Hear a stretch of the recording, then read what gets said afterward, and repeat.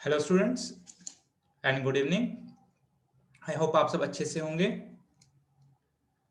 आज हम अपने पास जो शुरू करेंगे चैप्टर उसका नाम है प्रोबेबिलिटी। मैंने ऑलरेडी ग्रुप पे आप लोगों को इन्फॉर्म किया था कि हम तीसरा जो हमारा चैप्टर रहेगा, दो चैप्टर्स हमने कर लिए हैं, permutations, combinations and binomial theorem. इसके अलावा हमने अपने पास कर लिया था linear equation two variables and I hope कि आपने सब क्वेश्चन उससे कर लिए होंगे। तो जैसा मैंने आपको ऑलरेडी इन्फॉर्म किया था कि हम प्रोबेबिलिटी आज पढ़ेंगे, दो लेक्चर्स पे ये चैप्टर रहेगा। एक आज मैं आपको सारे कॉन्सेप्ट्स करवाऊंगा प्लस कुछ एग्जांपल्स। उसके बाद जैसा हमारी प्रोटीन रहती है, मैं आपके साथ क्वेश्चन सेट शेयर करूंगा 41 क्वेश्चंस का आपके टेलीग्राम के ग्रुप पे। आप लोग अटेम्प्ट करेंगे क्वेश्चंस, और कल जो क्लास रहेगी उसमें बस वही जो 41 क्वेश्चंस है वो मैं सारे डिस्कस कर लूंगा क्लासरूम में। ठीक है, तो उम्मीद करूंगा कि आपसे क्वेश्चंस हो जाएंगे और आप वो क्लास भी अच्छे से देखेंगे। तो आज हम कॉन्सेप्ट्स पढ़ेंगे प्लस एग्जांपल्स।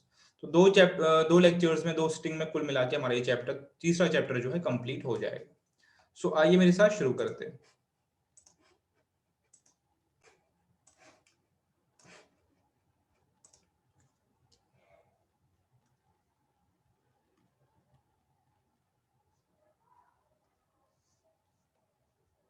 चैप्टर का नाम है प्रोबेबिलिटी। ये हमें शुरू करना है। ठीक है, मेरे साथ नोट डाउन करेंगे।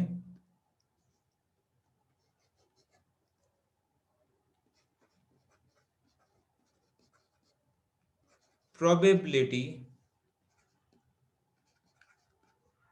is the mathematical science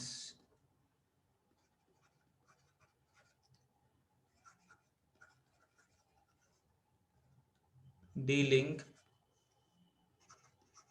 with chances, likelihood या एक्सपेक्टेशन। मैं तीन चीजें लिखी, chances, like, expectation of occurrence. Bracket में आप लिख सकते हैं नॉन अकरेंस भी, non occurrence of an event. ठीक है, ये हो गई हमारे पास डेफिनेशन। और आपको पता है कि हम लोग डेफिनेशन से ज्यादा काम नहीं करते, हम सब चीजों को लेमैन लैंग्वेज में, जो आम बोलचाल में जो भाषा यूज करते हैं, जो लैंग्वेज उसको, उसमें समझने की कोशिश करेंगे। डेफिनेशन आप किसी बुक में देखेंगे या आप किसी सोर्स पे देखेंगे तो आपको इससे मिलती जुलती डेफिनेशन मिल जाएगी। क्या डेफिनेशन है? प्रोबेबिलिटी एक ऐसा मैथमेटिकल साइंस है, ठीक है, एक ऐसी मैथमेटिकल बॉडी ऑफ नॉलेज है जिसमें हम क्या डील करेंगे। हम देखेंगे कोई भी इवेंट जो है, इवेंट का क्या मतलब होता है, ये सब हम पढ़ेंगे। कोई भी इवेंट के होने या ना होने की एक्सपेक्टेशन कितनी है। ठीक है, और एक और बात जो अपनी नोट डाउन करनी है, फिर हम आएंगे इसको इलाबोरेट करने पे, समझाने पे। वो ये है कि प्रोबेबिलिटी जो है रेंज बिटवीन, प्रोबेबिलिटी हम किसी भी इवेंट की निकालते हैं, वो रेंज कहां से करती है? बिटवीन 0 टू 1 अगर डेसिमल में बात करें, और अगर परसेंटेज में बात करें 0 टू 100%, जो कि एक ही बात है। आपके पास प्रोबेबिलिटी का जो रेंज होगा 0% से 100% का होगा, या आपके पास अगर डेसिमल की बात करें 0 से 1 के बीच में होगा। ये हो गई हमारे पास जो डेफिनेशन वाली बात है। इसको आप भूल जाइए, हम चलते हैं अपनी आम लैंग्वेज में, हम चीजों को समझने की कोशिश करेंगे। ठीक है, देखिए सबसे पहले प्रोबेबिलिटी को समझने के लिए हमें कुछ टर्म समझनी होंगी। ठीक है, सबसे पहली टर्म जिसको हम बोलते हैं एक्सपेरिमेंट। एक्सपेरिमेंट, ठीक है, हम इन चीजों को समझेंगे और इससे हम प्रोबेबिलिटी पे पहुंचेंगे। एक्सपेरिमेंट क्या होता है मेरे पास इस केस में? मैथमेटिक्स आप ध्यान में ये रखेंगे कि इन चीजों का जो मीनिंग है वो आप प्रोबेबिलिटी के कॉन्टेक्स्ट में ही पढ़ रहे, इस चैप्टर के कॉन्टेक्स्ट में क्या मतलब है। एक्सपेरिमेंट का मतलब है इस चैप्टर के कॉन्टेक्स्ट में एक ऐसी एक्शन, एन एक्शन, एक ऐसी एक्शन, ठीक है, एक ऐसी एक्शन वेयर आउटकम जिसका आउटकम या रिजल्ट, आउटकम या रिजल्ट,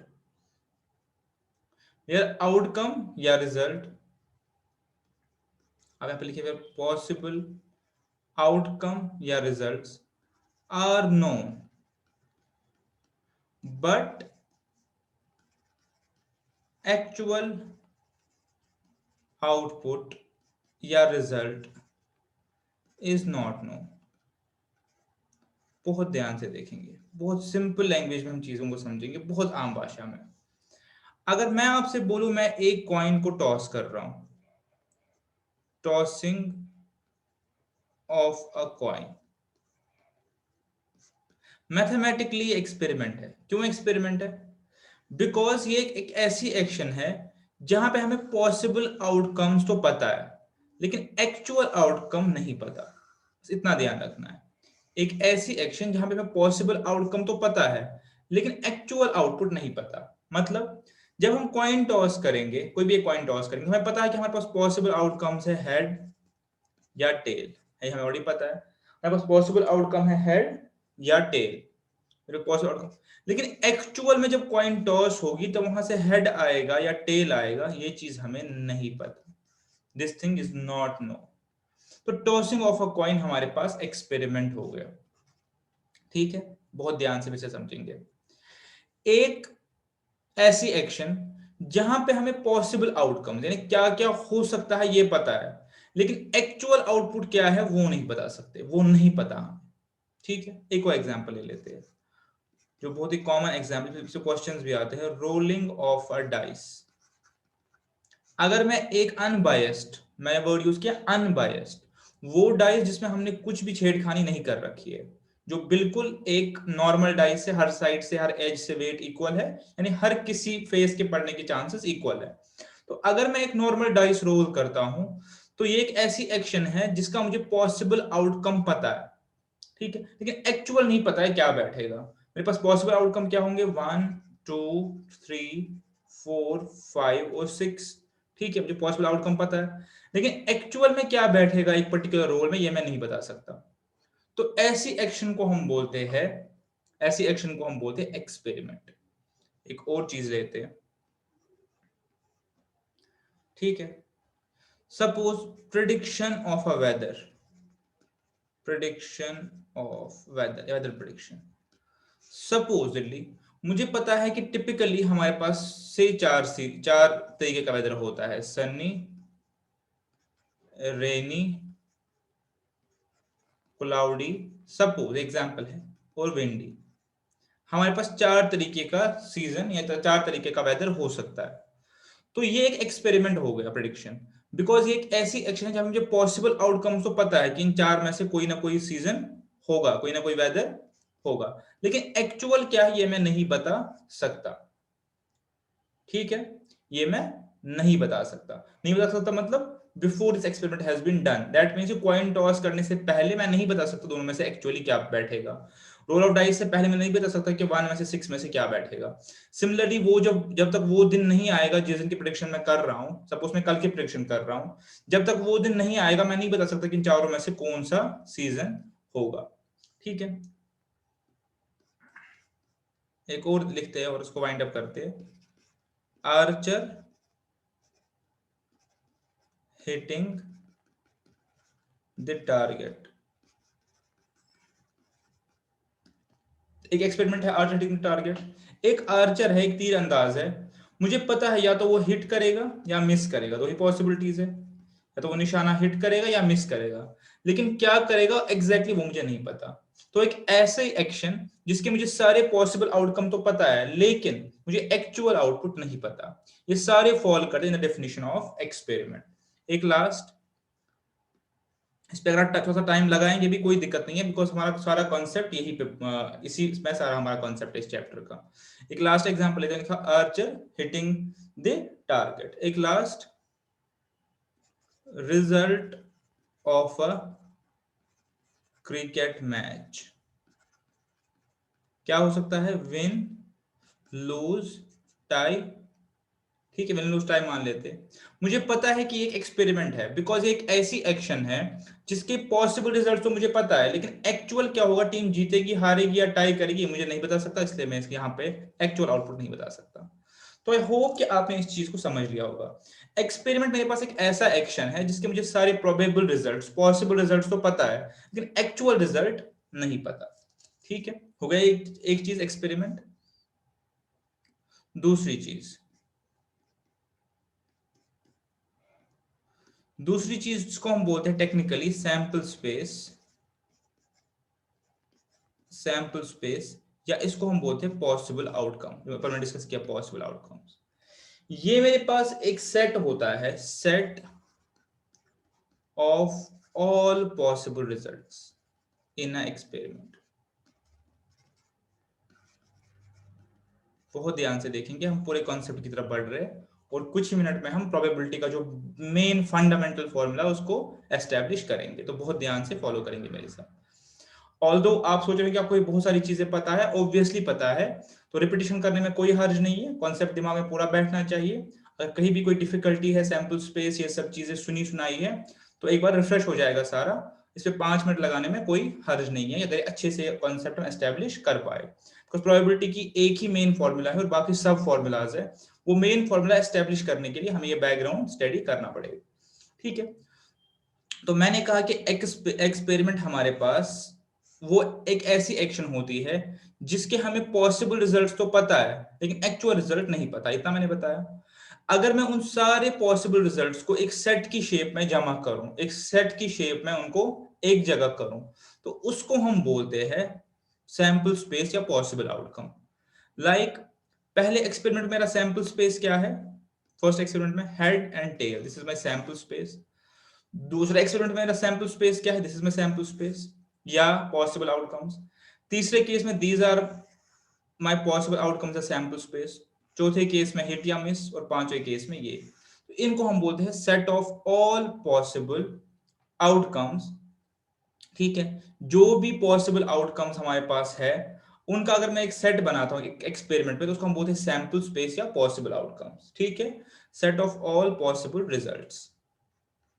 ठीक है, ये बहुत आसान सा है, इसमें कुछ समझने वाला खास नहीं है, बहुत आसान सा है ये। ठीक है,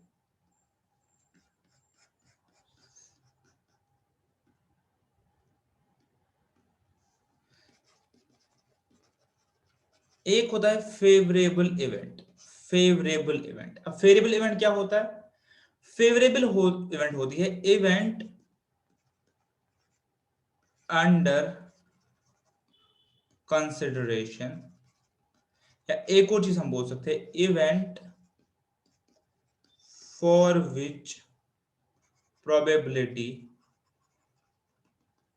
या likelihood is to be estimated. अब बहुत ध्यान से देखेंगे, मेरे पास एक एक्सपेरिमेंट हो गया, एक्सपेरिमेंट के बहुत सारे आउटकम हो सकते हैं, हमें वो पता है, उन सबको हम सैंपल स्पेस या पॉसिबल आउटकम बोलते हैं, उन सब रिजल्ट को हम पॉसिबल आउटकम बोलते हैं। अब मेरे पास आता है फेवरेबल इवेंट। फेवरेबल इवेंट मेरे पास एक ऐसी इवेंट होती है जिस इवेंट को मैं कंसिडर कर रहा हूं, यानी जिस इवेंट का मुझे प्रोबेबिलिटी निकालनी है, जिस इवेंट से, जो इवेंट मैं इवेलुएट कर रहा हूं, जिस इवेंट पे मैं काम कर रहा हूं, या जिस इवेंट के मैं फेवर में हूं, ये सब चीजें एक ही है। इसका मतलब बेसिकली ये उस सैंपल स्पेस में से वो रिजल्ट्स होते हैं, वो रिजल्ट्स होते हैं। मैं अगर यहाँ पे इवेंट को रिप्लेस करूं रिजल्ट से, तो ज्यादा बेटर हो जाएगा। ये मेरे पास उन सारे पॉसिबल आउटकम में से वो रिजल्ट्स होते हैं जिन रिजल्ट के मैं फेवर में हूं, बेसिकली जिन रिजल्ट के होने की मैं प्रोबेबिलिटी निकालना चाहता हूं। ठीक है, उसको हम बोलते हैं फेवरेबल इवेंट। ठीक है, और अब जो मेन जो फॉर्मूला जिसको आप नोट कर सकते हैं वो क्या है, और आप सबको पता होगी, पता होनी चाहिए।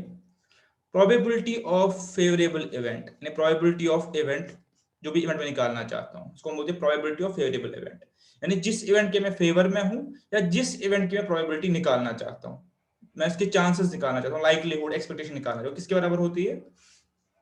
Number of favourable outcome divided by number of possible outcome. बहुत ही सिंपल फॉर्मूला है, कुछ भी इसमें एक्सप्लेन करने की जरूरत नहीं है। इसका क्या मतलब होता है? इसका मतलब होता है कि मेरे पास एक एक्सपेरिमेंट में क्या क्या आउटकम्स है वो मैं लिखूंगा, उसमें से मैं कौन से इवेंट चाहता हूं हो, या मैं किस इवेंट में इंटरेस्टेड हूं, मैं किस रिजल्ट की प्रोबेबिलिटी निकालना चाहता हूं, उसको मैं डिवाइड बाय करूंगा दिस। तो फाइनली मुझे एक फ्रैक्शन की शेप में निकलेगा, या मैं इसको परसेंटेज निकाल सकता हूं। ठीक है, तो अब अगर आप ध्यान से देखेंगे, इतनी मेरे पास फॉर्मूला, इतनी फॉर्मूला आपने याद रखनी है, और ये बहुत ही सिंपल है, बेसिक है, इसमें कुछ समझाने की जरूरत है नहीं। ऐसा कि मेरे पास एक एक्सपेरिमेंट है, उसके नंबर ऑफ पॉसिबल आउटकम से n है या m है, और मेरे पास n उस इवेंट के आउटकम है जिसकी मैं प्रोबेबिलिटी निकालना चाहता हूं, तो ये मेरे पास फॉर्मूला बन जाती है। इसको हम आइडियली ऐसे ही लिखते हैं, number of favourable outcome divide by number of possible outcome. इसका दूसरा नाम सैंपल स्पेस भी है, बट नॉर्मली हम ऐसे ही लिखते हैं।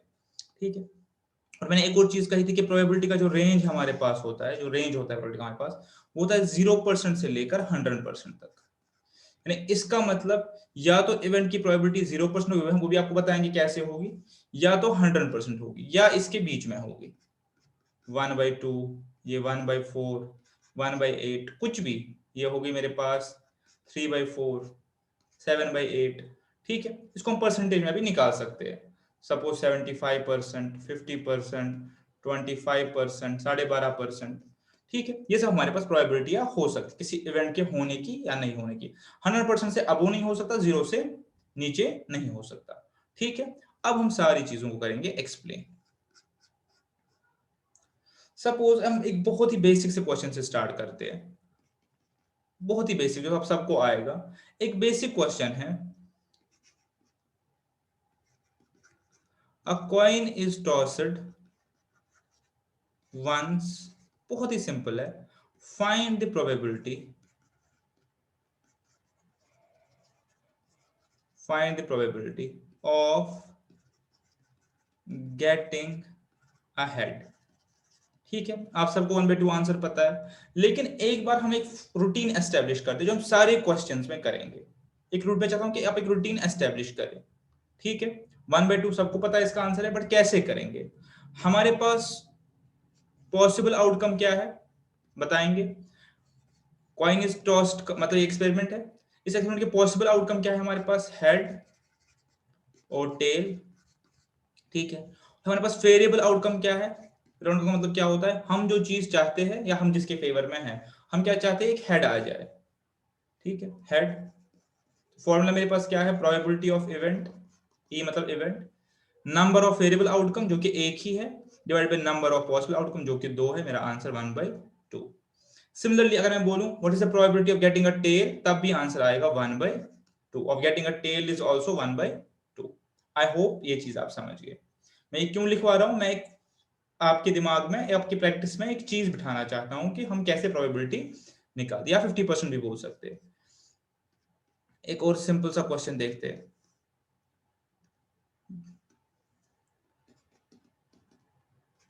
an unbiased dice is rolled।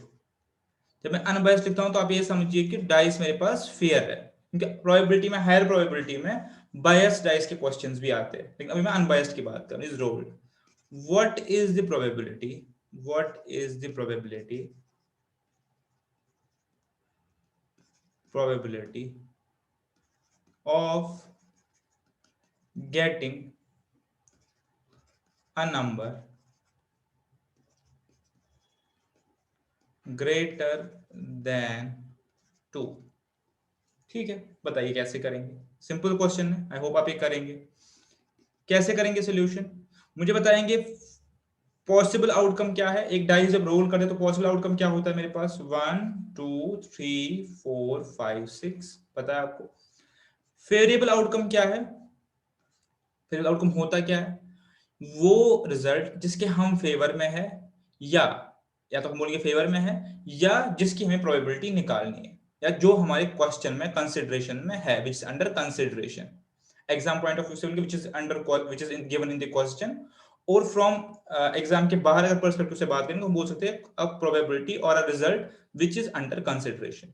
तो मैं चाहता हूं कि वो नंबर आए जो ग्रेटर देन 2 है। मेरे पास ग्रेटर देन 2 मेरे पास क्या नंबर है 3 4 5 6। प्रोबेबिलिटी किसके बराबर निकलेगी इस इवेंट की प्रोबेबिलिटी किसके बराबर निकलेगी? एक्चुअली हम ब्रैकेट में probability of getting a number greater than 2, मैं इसको लिख रहा हूं प्रोबेबिलिटी ऑफ ई शॉर्टकट के लिए। 4 मेरे पास वेरिएबल आउटकम है 4 और मेरे पास पॉसिबल आउटकम है 6। So answer is 2/3। I hope ये बहुत आसान है, आप इस चीजों को मेरे साथ फॉलो कर रहे हैं। एक और एग्जांपल और हम आगे चलते हैं और टर्म्स की तरफ। देखिए एग्जांपल मेरे पास है 2 डाइस आर रोल्ड। अब मैंने 2 डाइस की बात की, 2 डाइस आर रोल्ड, ठीक है, 2 डाइस आर रोल्ड टुगेदर, ठीक है। व्हाट इज द प्रोबेबिलिटी, बहुत ध्यान से क्वेश्चन देखेंगे, what is the probability of getting the total sum as 7। अच्छा क्वेश्चन और इजी क्वेश्चन भी है। अब कॉन्सेप्ट को नहीं छोड़ेंगे। जब मैं 2 डाइस रोल करूंगा, तो आप मुझे बताएंगे कि टोटल पॉसिबल आउटकम्स क्या है। What are the possible outcomes? अब या तो आप उनको लिखेंगे तो फिर आपको पता है 36 होंगे, 36 लिखने पड़ेंगे, या तो हमें, लेकिन क्या वो उन नंबर लिखने की कोई जरूरत है? Answer is no. हमें क्या चाहिए? Number of possible outcomes. अगर हमें ये नंबर पता चल जाए, बात का हमें लिखने की जरूरत है नहीं, हमें नंबर पता चल जाए, बिकॉज काम हमारा नंबर के साथ है। क्या हम वो नंबर निकाल सकते हैं? Answer is yes. कैसे निकाल सकते हैं? हमने हाल ही में परम्यूटेशन कॉम्बिनेशन पढ़ा है, तो बताइए, जब 2 डाइस इकट्ठे रोल करेंगे, ठीक है, तो कितने नंबर ऑफ पॉसिबिलिटीज है? First dice can give a number in 6 ways and second dice can give a number in 6 ways as well, ठीक है। टोटल पॉसिबिलिटीज कितनी हो गई? दोनों को रोल करना है 36 ways, ठीक है। तो मेरे पास नंबर ऑफ प्रोबेबल जो पॉसिबल है वो टोटल 36 है पॉसिबिलिटीज, ठीक है। हाँ, ऑल दो हम 36 को लिस्ट भी कर सकते हैं, बट मैं करना नहीं चाहता टाइम की बचत के लिए। बहुत ही आसान है, आपको पता है कैसे स्टार्ट करेंगे। पहले डाइस पे 1, दूसरे पे भी 1, 1 2 1 3 1 4 1 5 1 6 ऐसे करेंगे। उसके बाद 2 1 2 2 एंड सो ऑन, 3 1 3 2 36 आ जाएंगे। But by using permutation and combination, I can establish that there are 36 number of ways in which output can be given. Because पहला dice can result in 6 ways, second can result in 6 ways. ठीक है, done, यहां तक कोई दिक्कत नहीं है। अब दूसरा पार्ट है फेवरेबल आउटकम, यानी वो इवेंट जिसके बारे में हम बात कर रहे हैं। हम बात क्या कर रहे हैं? What is the probability that getting a total sum of 7, ठीक है। तो बताइए 7 कैसे निकलेगा? अगर पहले डाइस पे 1 आएगा, दूसरे पे 6 आएगा, तो 7 निकल सकता है, गुड। दूसरे केस में अगर पहले डाइस पे 2 आएगा, फिर 5 आएगा, 7 निकल सकता है। सिमिलरली 3 और 4 7 दे सकता है, 4 एंड 3 7 दे सकता है। इसके बाद 5 एंड 2 भी 7 दे सकता है, 6 एंड 1 भी 7 दे सकता है, ठीक है। ठीक है, ये सब हमें क्या बोलते हैं? 7 दे सकते हैं। क्या इसके अलावा कोई हमें 7 दे सकता है? आप अपने अपने साथ नंबर्स को रिपीट किया, इसके अलावा कोई हमें 7 दे सकता है? एक तरीका कि मैं सारे एनालिस्ट करूं, बट वो मैंने पहले रूल आउट किया। तो हम सिंपली अपनी इवेंट पे फोकस कर रहे हैं कि मेरे पास फेवरेबल आउटकम कैसे आ सकता है, इसलिए इसको फेवरेबल आउटकम बोलते हैं, जो मेरे फेवर में है। मेरे फेवर में क्या है कि टोटल सम ऑफ 7 आ जाए। क्या इनके अलावा कोई पॉसिबिलिटीज है 7 आने की? अब गौर से देखिए, फर्स्ट डाइस पे 1 और 6 आएगा, 2 5 3 4 4 3 5 2 6 1 7 0 तो आ नहीं सकता। उल्टा हमने ऑलरेडी किया हुआ है, 6 1 1 6 2 5 5 2 3 4 4 3। तो इसका मतलब इसके अलावा मेरे पास और कोई पॉसिबिलिटी नहीं है जिससे मैं 7 ला सकता हूं 2 डाइस को रोल करके। अगर आपके पास 2 डाइस है, आप ट्राई भी कर लीजिए, कोई भी और पॉसिबिलिटी नहीं है कि मैं 7 ला सकता हूं। मैंने दोनों डाइस कंसिडर किए, 1 और 6, 2 और 5, 3 और 4, फिर 4 और 3 कंसिडर किया। यानी मैंने फर्स्ट डाइस और सेकंड डाइस को सेपरेट माना इस क्वेश्चन में, जो कि मानना था। इस हिसाब से मेरे पास क्या रिजल्ट आया? 1 2 3 4 5 6, ठीक है, 6। तो मेरा आंसर इज 1/6 और 16% हम करें, ये मेरा आंसर हो गया। तो आई होप कि आप सफिशिएंट एग्जांपल्स के जरिए इस फॉर्मूला को समझ पाए होंगे। मेरे पास अभी तक मैं एक ही फॉर्मूला बताई जो कि बिल्कुल लॉजिकल है, वो है probability of any event is equal to number of variable outcome divided by number of possible outcome. ठीक है, डन। यहां तक कोई इशू आई थिंक किसी को नहीं होना चाहिए। चलते हैं आगे। अब हम कुछ कुछ चीजें इसमें पढ़ेंगे और समझने की कोशिश करेंगे। इवेंट्स हमने समझे। हमारे पास एक कॉन्सेप्ट आता है सर्टेन इवेंट और इम्पॉसिबल इवेंट का। मैंने आपको पहले ही बताया कि मेरे पास प्रोबेबिलिटी 100% हो सकती है मैक्स, या 0% हो सकती है। 0% वाले केस को हम बोलते हैं इम्पॉसिबल इवेंट, कि ये तो हो ही नहीं सकता। और 100% वाले केस को हम बोलते हैं सर्टेन इवेंट। ठीक है, मैं दोनों की आपको एग्जांपल देता हूं, और बाकी जो है उसको हम अकॉर्डिंगली ट्रीट करते हैं। कोई इक्वली लाइक है, कोई लेस प्रोबेबल है। यहां से जो है वो लेस देन 50 है, इसको लेस प्रोबेबल बोलते हैं, और तो इनकी कोई स्टैंडर्ड डेफिनेशन नहीं है, इसको मोर प्रोबेबल बोलते हैं इस वाले पोर्शन को। बट ये बेसिकली हमारे स्टैंडर्ड फॉर्मूला में नहीं आती, इसको आप छोड़ दीजिए, इसको आप छोड़ दीजिए। अब अभी बस याद रखिए इम्पॉसिबल इवेंट और सर्टेन इवेंट। वो इवेंट, वो आउटकम जिसकी प्रोबेबिलिटी 100% हो वो सर्टेन इवेंट है, जिसकी प्रोबेबिलिटी 0% हो इम्पॉसिबल इवेंट है। ठीक है, एग्जाम्पल देखते हैं। A dice is rolled, ठीक है, what is probability of getting a 7? अब क्वेश्चन कैसा हो गया कि मैंने एक डाइस को रोल किया, मुझे बताइए क्या पॉसिबिलिटी है कि 7 आएगा एक रोल ऑफ डाइस में। तो आप, ठीक है, आप अपने हिसाब से चलेंगे जो आपने पढ़ा है। हम कहेंगे what is my favourable outcome, 7 आना चाहिए, जो कि आ ही नहीं सकता, नल सेट, जो कि आ ही नहीं सकता। And what are my possible outcomes, 1 2 3 4 5 और 6। मुझे पता है 1 से लेकर 6 तक रिजल्ट आ सकते हैं, 7 तो आ ही नहीं सकता, फेवरेबल आउटकम मेरे पास कुछ है ही नहीं। ठीक है, चलिए अब मैं पॉसिबिलिटी निकालना चाहता हूं, कैसे होगा प्रोबेबिलिटी 0/6 इज इक्वल टू 0। तो इसीलिए getting a 7 in roll of dice is a getting a 7 in roll of dice is a impossible event. ठीक है, एक और चीज देखते हैं, सर्टेन इवेंट की तरफ आते हैं, एक और एग्जांपल देख लेते हैं।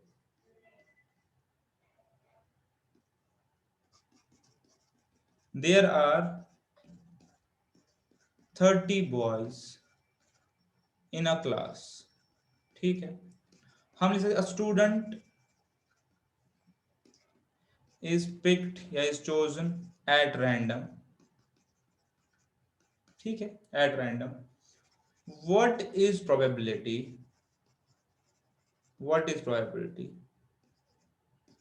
that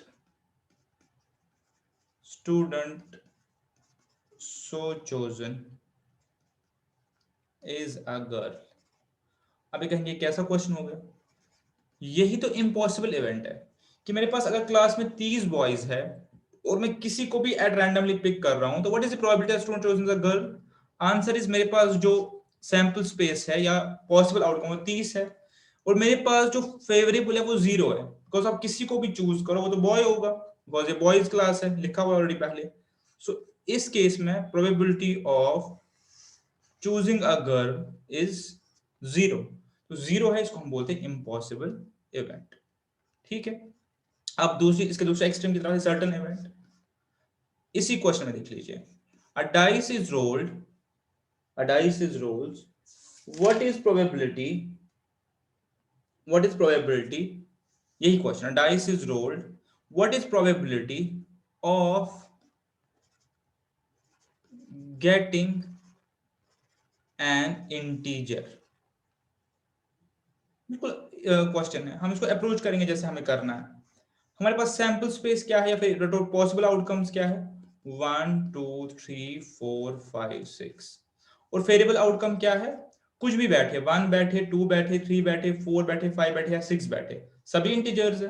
तो आंसर इज 6/6 इज 1 इज 100%, यानी इस इवेंट की प्रोबेबिलिटी 100% है। ठीक है, पॉइंट टेकन। आई होप ये आप अच्छे से समझ गए होंगे। सर्टेन इवेंट जिसकी प्रोबेबिलिटी 100% हो, जो होगा ही होगा, और इम्पॉसिबल इवेंट जिसकी प्रोबेबिलिटी 0 है, जो कभी भी नहीं होगा। ठीक है, चलिए हम आगे बढ़ते हैं।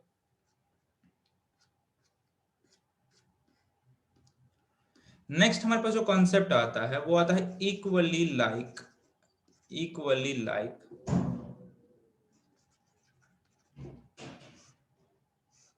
इवेंट्स।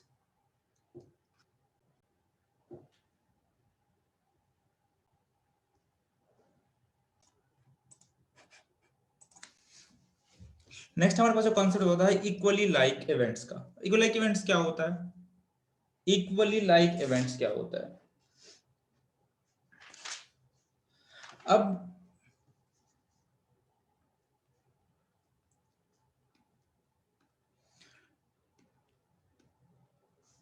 सपोज मैं वही एग्जांपल लूंगा अपनी कॉइन की या एक डाइस की, बिकॉज हम इसी को लेके आगे बढ़े, इसी को लेके देखिए।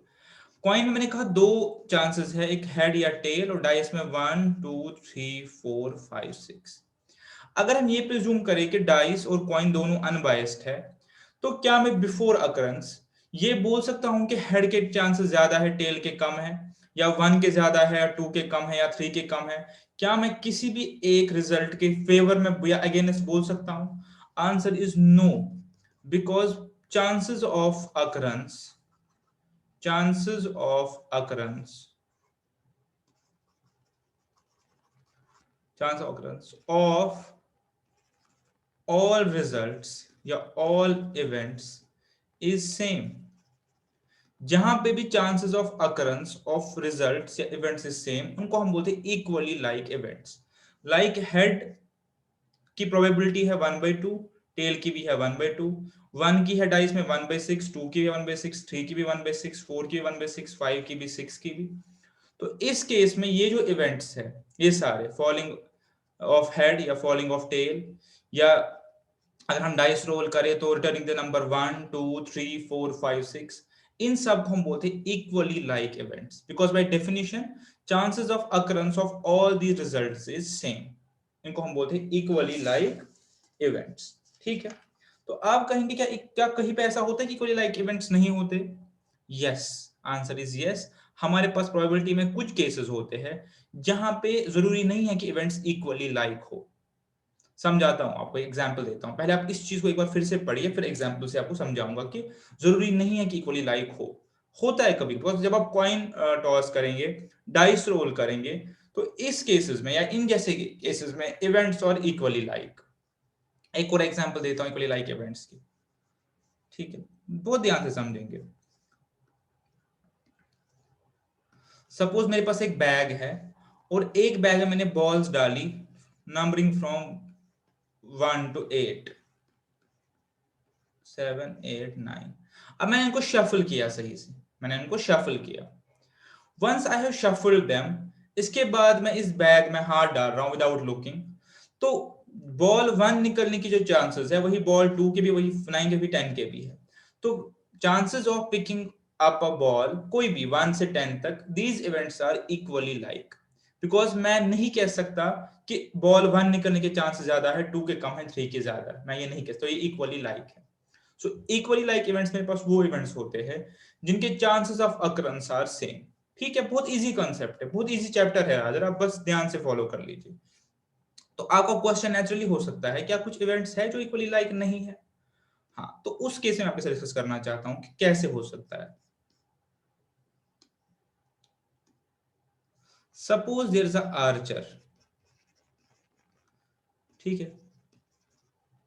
विच हैज या हु हैज, ग्रामर को भी इग्नोर कीजिए, आर्चर जिसने क्या किया है, हिट द टारगेट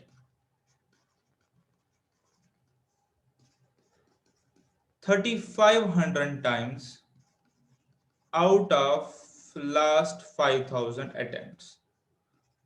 बहुत ध्यान से फॉलो करेंगे। एक आर्चर है, आर्चर समझते, तीर अंदाज है। इसने आज तक जो 5000 अटेम्प्ट किया, 5000 ट्रायल्स जो की है उसने अपने टारगेट को हिट करने के लिए, उसमें से 3500 टाइम्स ही has managed to hit his target. ठीक है, पॉइंट टेकन। ठीक है, तो अब मैं आपसे कहता हूं कि मेरे पास दो इवेंट है। Event E is he would hit the target जब ये 5000 फर्स्ट अटेम्प्ट करेगा, 5000 फर्स्ट अटेम्प्ट करेगा, ठीक है। आप पहले बताइए एक्सपेरिमेंट है या नहीं? एक्सपेरिमेंट है, बिकॉज ये एक ऐसा एक्शन है जिसके रिजल्ट मुझे पहले ही पता है, हिट करेगा या मिस करेगा, ठीक है। बट क्या करेगा वो नहीं पता, लेकिन पता है हिट या मिस करेगा, दोनों में से एक्चुअल क्या रिजल्ट नहीं होता, एक्सपेरिमेंट है।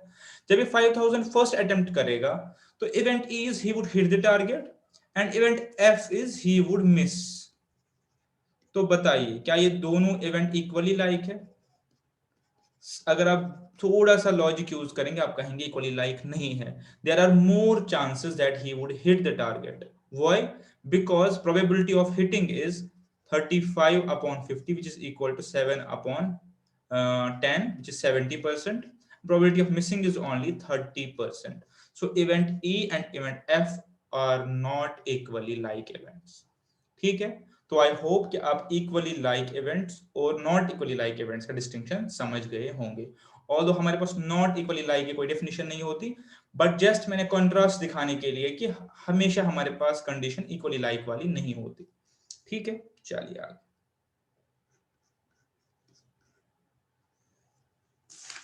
इक्वली लाइक हो गया मेरे पास। ओके, अब एक कॉन्सेप्ट आता है कॉम्प्लीमेंट ऑफ एन इवेंट। ये एक अच्छा कॉन्सेप्ट और काफी यूज होता है, पर इंपॉर्टेंट भी लिख लूं तो कोई हर्ज नहीं है, बिकॉज ये काफी यूज होता है, हमें प्रोबेबिलिटी निकालने में काफी हेल्प करता है। क्या होता है complement of event? Event A या ई ले लीजिए, इसको हम लिखते कैसे ले देखिए, इसको हम लिखते हैं ए बार, ए बार, और कभी हम पढ़ते हैं इवेंट कॉम्प्लीमेंट ऑफ ए, या अगर शॉर्ट में पढ़ना हो तो ए नॉट पढ़ते हैं। ए नॉट किस चीज के बराबर होता है? प्रोबेबिलिटी ऑफ ए। आपको पता है क्या होता है प्रोबेबिलिटी ऑफ इवेंट ए? इसका मतलब ये होता है प्रोबेबिलिटी ऑफ इवेंट ए या probability of occurrence of event A. Probability of A not का मतलब होता है probability of non occurrence of event A, इसको कंप्लीमेंट होता है। यानी ए ये होता है ए होने की प्रोबेबिलिटी, ये होता है ए ना होने की प्रोबेबिलिटी, इसलिए मैं इसको ए नॉट भी पढ़ता हूं, इसको एक्चुअली बोलते हैं probability of complement of A. क्या मतलब होता है फिर देखेंगे कैसे निकालते हैं। मतलब क्या होता है? मतलब ये होता है कि in a roll of dice, in a roll of dice, वही बात है। What is probability of getting 2? आप फटाफट से बताएंगे। प्रोबेबिलिटी ऑफ गेटिंग 2 क्या है मेरे पास? Answer is 1/6। हमें पता है because there are favourable outcomes is only 1 and possible outcome are 6। अगर आप चाहे तो मैं आपके लिए बना भी लेता हूं। फेवरेबल आउटकम इज 1 एंड 1 मतलब 2 एंड पॉसिबल आउटकम इज 1, उसका नंबर है। पॉसिबल आउटकम मेरे पास है 1 2 3 4 5 6। हो गया probability of getting 2 is equal to 1/6। ये आपको आता है अभी तक। अब मैं क्वेश्चन आपसे पूछता हूं, सपोज इस इवेंट को हमने नाम दिया ए, गेटिंग अ 2 को हमने नाम दिया ए।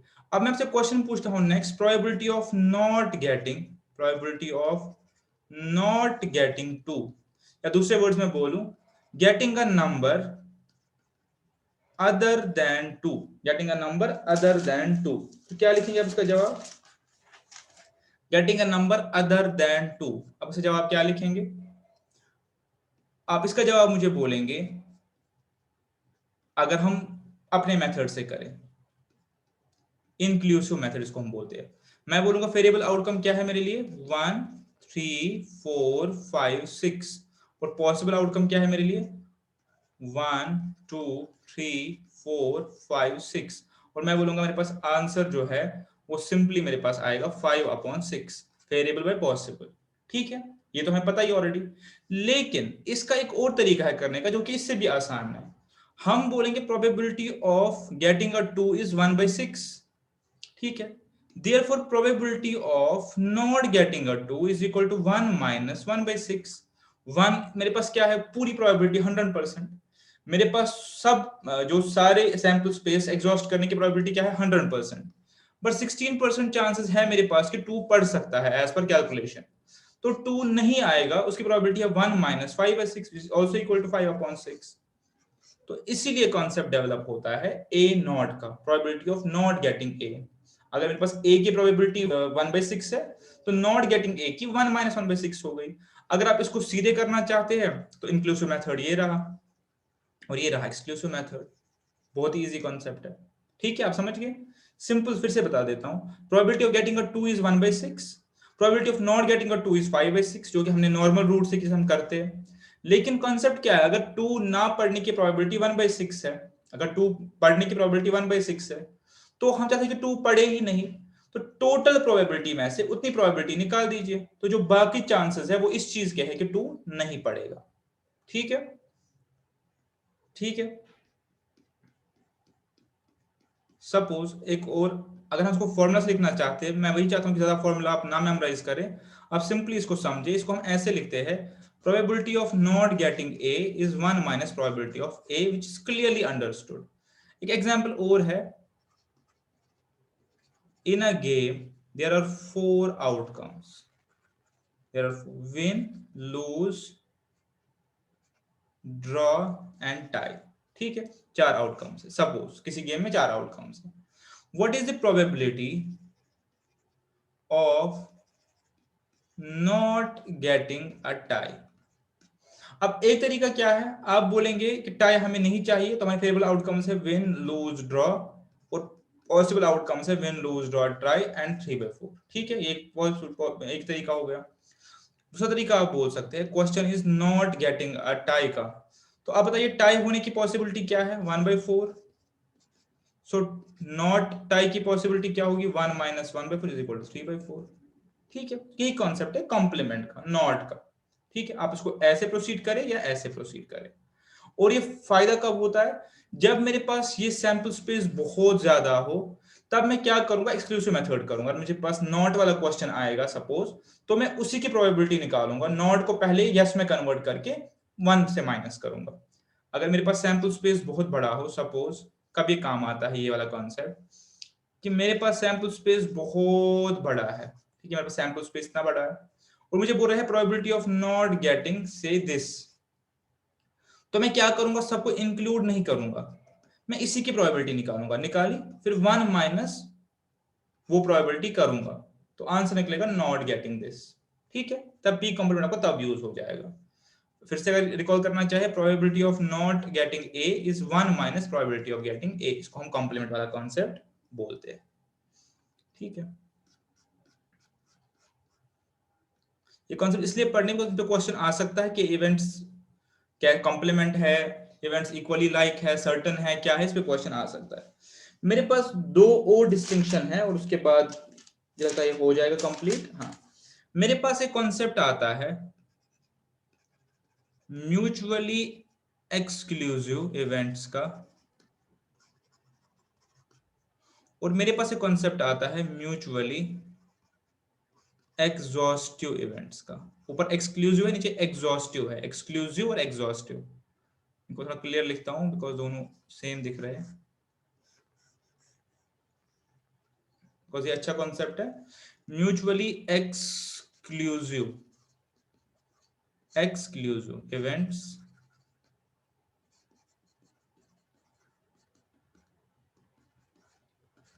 Exhaustive events. ठीक है, देखिए क्या होता है,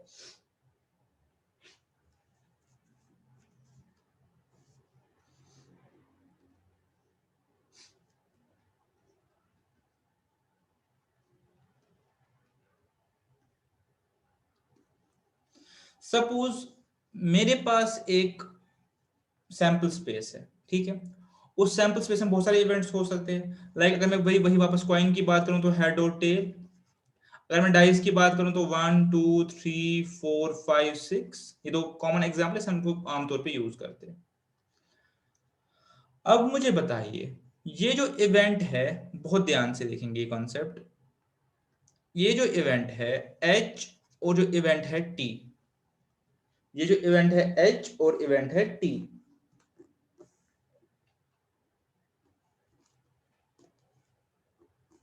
ठीक है, ये जो इवेंट है एच और इवेंट है मेरे पास टी, क्या इन दोनों की जो पॉसिबिलिटी है, इन दोनों की जो पॉसिबिलिटीज है, क्या उसमें कुछ पोर्शन कॉमन है? या दूसरे तरीके से क्वेश्चन को रिफ्रेम करें तो मैं ये कह सकता हूं, is there chance, any chance that both of them occur together? क्या ये दोनों इवेंट इकट्ठे हो सकते हैं कि एक ही टॉस में हेड भी आए टेल भी आए, या एक ही रोल ऑफ डाइस में 1 भी आए 2 भी आए 3 भी आए 4 भी आए 5 भी आए? जो भी रिजल्ट आएगा एक आएगा, या तो ये आएगा या तो ये आएगा, या तो ये आएगा या तो ये आएगा, या तो ये कोई भी एक आएगा। तो ऐसे इवेंट को हम कहते हैं म्यूचुअली एक्सक्लूसिव। म्यूचुअल मतलब एक दूसरे के साथ, एक्सक्लूसिव मतलब एक्सक्लूड करते हैं। ये इवेंट्स एक दूसरे को एक्सक्लूड करते हैं। अभी हमने सेट थ्योरी नहीं पढ़ी है, अगर मैं आपको फिर भी बताऊं कि कैसे होता है। इसका मतलब ये होता है कि अगर मेरे पास ये एक सैंपल स्पेस है, पूरा ये सैंपल स्पेस है, ये इवेंट ए है और ये इवेंट बी है, तो अब आप देखिए ए और बी का आपस में कोई भी कनेक्शन नहीं है। आप समझ रहे हैं, ए और बी का आपस में कोई भी कनेक्शन नहीं है, तो इस केस में ए और बी को हम कहते हैं म्यूचुअली एक्सक्लूसिव इवेंट्स। इसका मतलब या तो हेड आएगा या टेल आएगा, हेड और टेल इकट्ठे नहीं आ सकता। ठीक है, तो मैं ये कह सकता हूं यहां पे head and tail can not occur simultaneously. ठीक है, इकट्ठे नहीं आ सकते। दूसरे वर्ड में प्रोबेबिलिटी ऑफ हेड एंड, इसको हम एंड बोलते हैं, इंटरसेक्शन भी बोलते हैं सेट थ्योरी में, अभी के लिए आप इसको एंड बोल दीजिए। इसको सेट थ्योरी जब पढ़ेंगे वहां पे इसको इंटरसेक्शन बोलते हैं, कॉमन पोर्शन, बात एक ही है, इंटरसेक्शन बोलते हैं। Probability of occurrence of head and tail, ये एंड है, head and tail is equal to 0। there is no chance that head and tail can occur together। इस केस में हम कहते हैं म्यूचुअली एक्सक्लूसिव इवेंट। ठीक है, पॉइंट टेकन, कि वो दो इवेंट्स जो इकट्ठे अकर ही नहीं हो सकते उनको हम बोलते हैं म्यूचुअली एक्सक्लूसिव इवेंट्स। ठीक है, चलिए इसके बाद आता है म्यूचुअली एग्जॉस्टिव इवेंट्स। ठीक है, इनके जो आंसर इनके नामों में छुपे हैं। म्यूचुअली एक्सक्लूसिव मतलब एक दूसरे को एक्सक्लूड करते हुए, एक दूसरे को आपस में इंक्लूड नहीं करते। एंड म्यूचुअली एग्जॉस्टिव इवेंट का क्या मतलब होता है? वो सारे events, all events which taken together, exhaust की बात हो रही है, म्यूचुअली एक्सक्लूसिव। म्यूचुअली मतलब इकट्ठे, एग्जॉस्ट मतलब एग्जॉस्ट करते हैं, एग्जॉस्ट दिस सैंपल स्पेस। ऐसे सारे इवेंट्स, ठीक है, ऐसे सारे इवेंट्स, ऐसे सारे इवेंट्स जो बेसिकली सैंपल स्पेस को एग्जॉस्ट करेंगे। ठीक है, ठीक है, अब ये कैसे होगा बहुत ध्यान से देखेंगे। अगर मैं डाइस की एग्जांपल ही लूं, मेरे पास एक डाइस की एग्जांपल है, तो मेरे पास सैंपल स्पेस क्या है, 1 2 3 4 5 6। Let A be event that answer is even number 2 4 6, और B event is answer is odd या result is odd 1 3 5। Probability of A क्या हो गई, 1/2 3/6। प्रोबेबिलिटी ऑफ बी क्या हो गई, 3/6 1/2। ठीक है,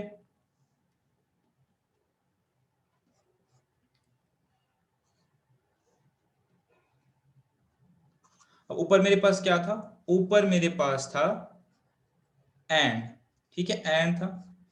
अब अगर मैं प्रोबेबिलिटी ऑफ ए और बी निकालूं, मैंने दोनों इवेंट को मैं कंबाइन करूं, इसको हम कैसे लिखते हैं technically, probability of A union B, इसको हम और पढ़ते हैं, ए और बी। यूनियन वो इंटरसेक्शन, वो सेट में देखेंगे वो चीजें, लेकिन अभी आप देखिए इसको, वो इंटरसेक्शन ये यूनियन। प्रोबेबिलिटी ऑफ ए और बी के ऑड या इवन की प्रोबेबिलिटी किसके बराबर होगी, आपको पता है 1/2 + 1/2 इज इक्वल टू 1। यानी बेसिकली ये ऑड और ये इवन को जब मैं इकट्ठा करता हूं तो ये पूरी सैंपल स्पेस को एग्जॉस्ट करती है। म्यूचुअली एग्जॉस्टिव, म्यूचुअली यानी मिलके, इकट्ठे, together they exhaust our sample space. तो in that case events are said to be mutually exhaustive.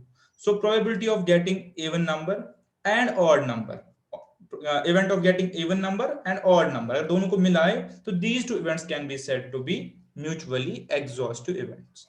ठीक है, एक बार फिर से अगर आप देखना चाहते हैं मैं बता देता हूं। म्यूचुअली एक्सक्लूसिव मतलब वो इवेंट्स जिनके इकट्ठे होने की probability of A and B, and ऐसे लिखते हैं, उसमें भी एंड लिख दिया आपके समझाने के लिए। Probability of A and B is equal 0, यानी इकट्ठे इवेंट्स हो ही नहीं सकते। बट अगर प्रोबेबिलिटी ऑफ ए और बी दोनों को मिला के is 1 means they exhaust the entire sample space, तब हम बोलते हैं म्यूचुअली एग्जॉस्टिव। कैसे लिखेंगे इसको? Events cannot occur together or events exhaust sample space। ठीक है, I hope this is understood।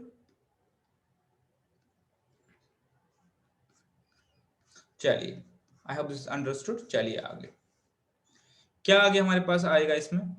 अब लास्ट दो कंसेप्ट बचे हैं और हम इस पे क्वेश्चंस कुछ कुछ आपके साथ करेंगे। चलिए एक एग्जांपल लिखता हूं। A coin is rolled, coin is rolled, ठीक है। Let event B, a coin is rolled, let event B be getting a head और event A is getting a tail।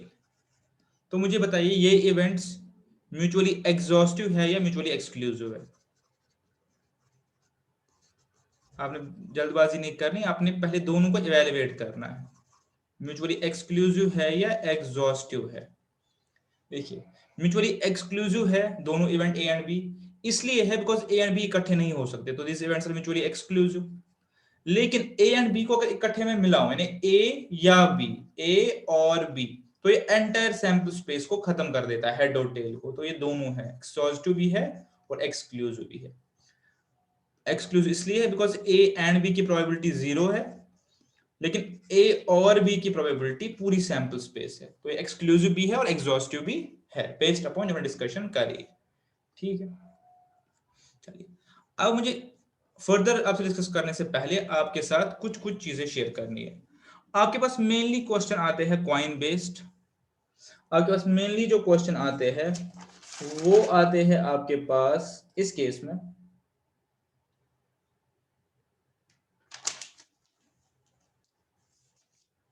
जी, आपका क्वेश्चन है कॉइन बेस्ड, और coin में आपका single coin में sample space क्या रहेगा, हेड या टेल।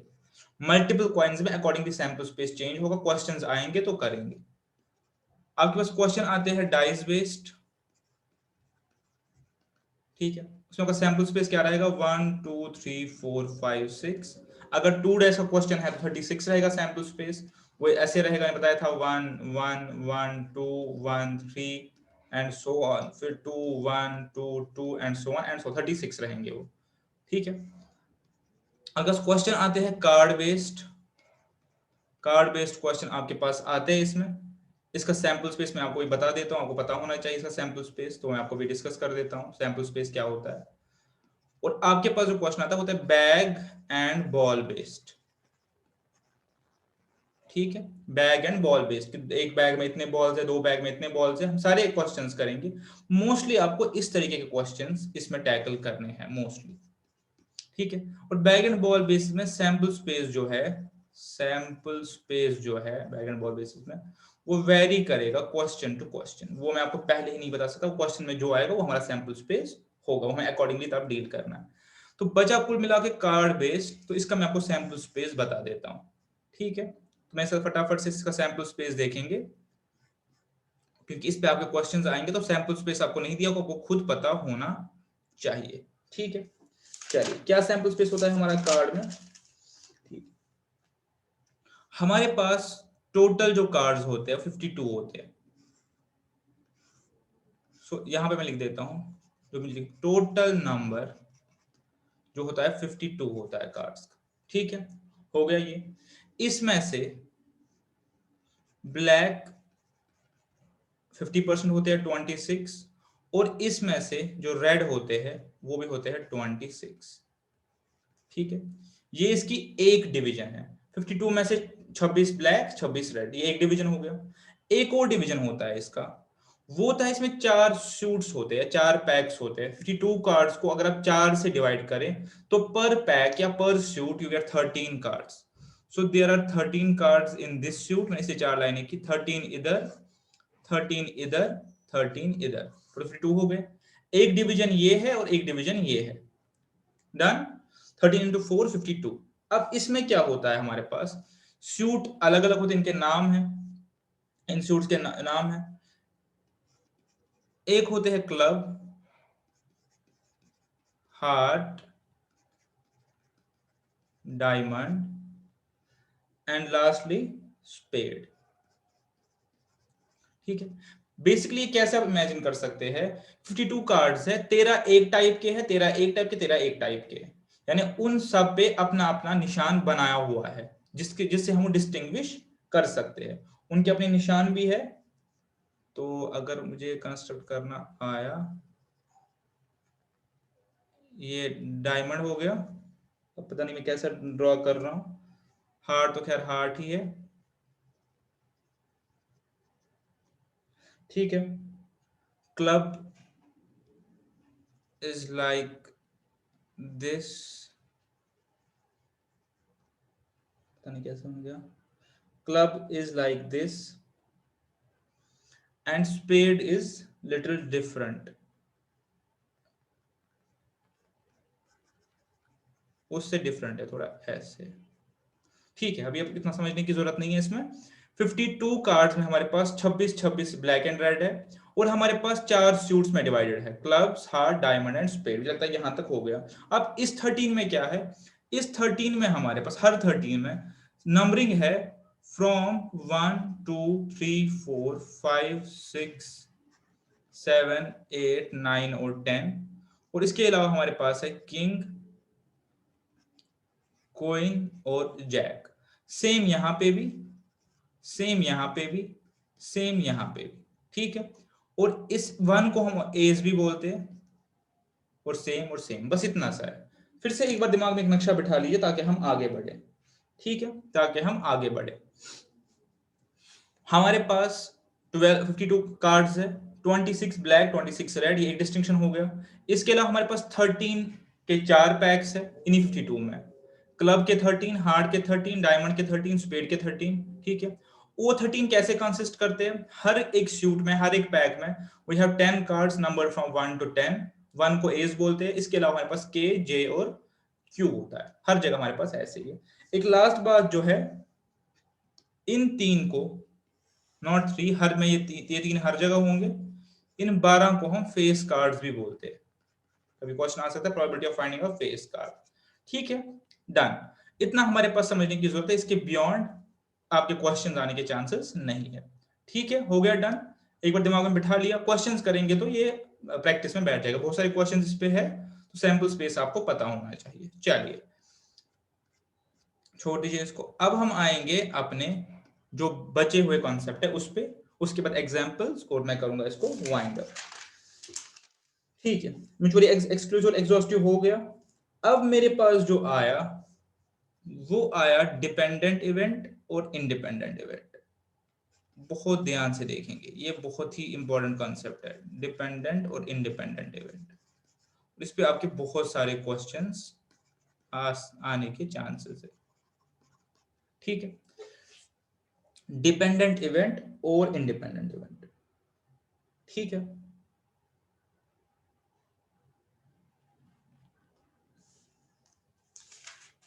बहुत ध्यान से देखेंगे।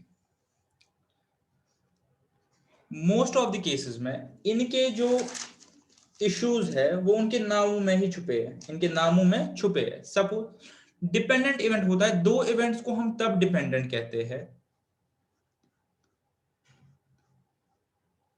कब कहते हैं, when occurrence of one event is dependent on occurrence of other. दो इवेंट को हम तब डिपेंडेंट कहते हैं जब एक इवेंट की ऑकरेंस से असर पड़ेगा दूसरी इवेंट की ऑकरेंस पे। दो इवेंट्स है, बट दो इवेंट्स ऐसे है कि जब फर्स्ट इवेंट होगी या नहीं होगी उसका इंपैक्ट पड़ेगा दूसरी इवेंट पे। तो इस केस में हो गए डिपेंडेंट इवेंट्स, इतना भी याद रखिए। उसको हम एग्जांपल देखते हैं। इंडिपेंडेंट इवेंट्स सब इंडिपेंडेंट इवेंट्स होते हैं जो दूसरे के डिपेंडेंट नहीं है, यानी एक इवेंट की ऑकरेंस एक अलग है, दूसरे इवेंट का होना अलग है। ये दो अलग अलग चीज है। आप मेरे साथ ध्यान से देखेंगे कैसे। ठीक है, डेफिनेशन इनके नाम में डेफिनेशन है, कुछ समझाने की जरूरत नहीं है। मैं एक क्वेश्चन लिखता हूं डिपेंडेंट इवेंट पे, तो आपको अंडरस्टैंड होगा कि मैं क्या बोलने की कोशिश कर रहा हूं। ठीक है, क्वेश्चन इज, मैं क्वेश्चन लिख रहा हूं,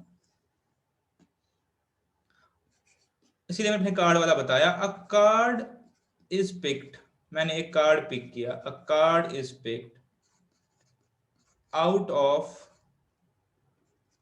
अ पैक ऑफ कार्ड्स। अब मैंने पैक नहीं लिखा, कितने हैं 52, आपको पता है पैक ऑफ कार्ड्स। ठीक है, इसके बाद लिख रहा है विद आउट, ध्यान से देखें, with out replacing, with out replacing a second card is picked. बहुत ध्यान से देखेंगे, हम पढ़ रहे हैं अभी डिपेंडेंट इवेंट, बहुत ध्यान से देखेंगे। अ card is picked out of pack of cards without replacing a second card is picked. ठीक है, आगे क्या लिख रहा है, what is the probability, what is the probability निकालनी है,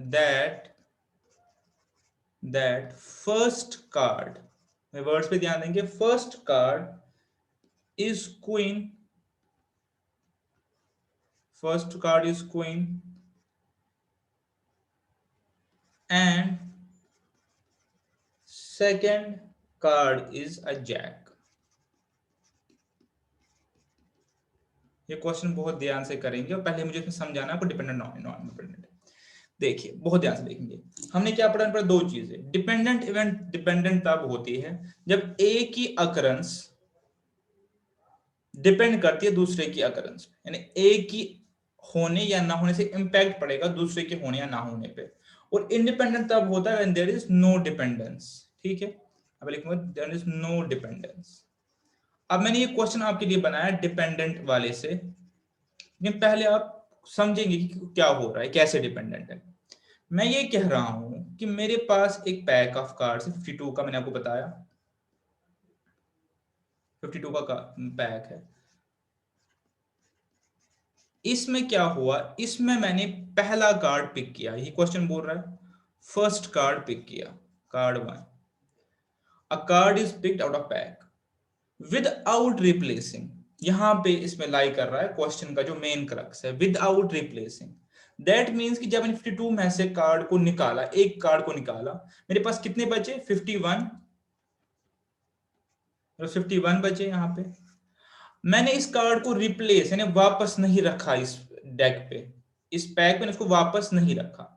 अगर मैं वापस रखता तो मेरे पास जो नेक्स्ट पिक है उसके लिए कितना सैंपल बचता 52, बट मैंने रिप्लेस किया ही नहीं। मैंने क्या किया, उस कार्ड को बाहर ही रखा, तो मेरे पास सैंपल क्या बचा नेक्स्ट पिक के लिए 51। फिर कह रहा है सेकंड कार्ड इज पिक, फिर मैंने दूसरा कार्ड लिया 52 में से, 51 में से। तो फिर से समझिए, मैंने 52 के पैक में से एक कार्ड लिया विदाउट रिप्लेसिंग, मैंने रिप्लेस नहीं किया, मैंने फिर दूसरा कार्ड लिया, यानी मेरे पास जो दूसरे कार्ड के लिए बचा है सैंपल 51 ही बचा है, राइट, बिकॉज मैंने कार्ड को रिप्लेस नहीं किया, मतलब वापस नहीं रखा। तो क्वेश्चन है what is the probability that first is queen and second is a jack. अब ये डिपेंडेंट कैसे हो गए, डिपेंडेंट इसलिए हो गए बिकॉज जब मैं फर्स्ट टाइम निकालूंगा, मैं फर्स्ट टाइम निकालूंगा और सपोज कीजिए वो क्वीन नहीं हुआ, कुछ और हुआ, तो मेरा आंसर वहीं पे खत्म हो गया, मैं आगे प्रोसीड ही नहीं कर सकता। यानी दूसरे पार्ट पे पहुंचने के लिए, इस पार्ट पे पहुंचने के लिए, second card is a jack पे पहुंचने के लिए मुझे नेसेसरली क्या करना है, मुझे necessarily my first card should be queen, because अगर फर्स्ट केस में मेरा क्वीन निकला ही नहीं बाहर तो मेरा आंसर 0 हो जाएगा। तो इसीलिए जो दूसरी इवेंट है that is dependent on first event, ये मैं कहता हूं ये हमारे पास डिपेंडेंट इवेंट्स है। अब कैसे इसका सोल्यूशन निकालेंगे, देखिए बहुत ध्यान से देखेंगे।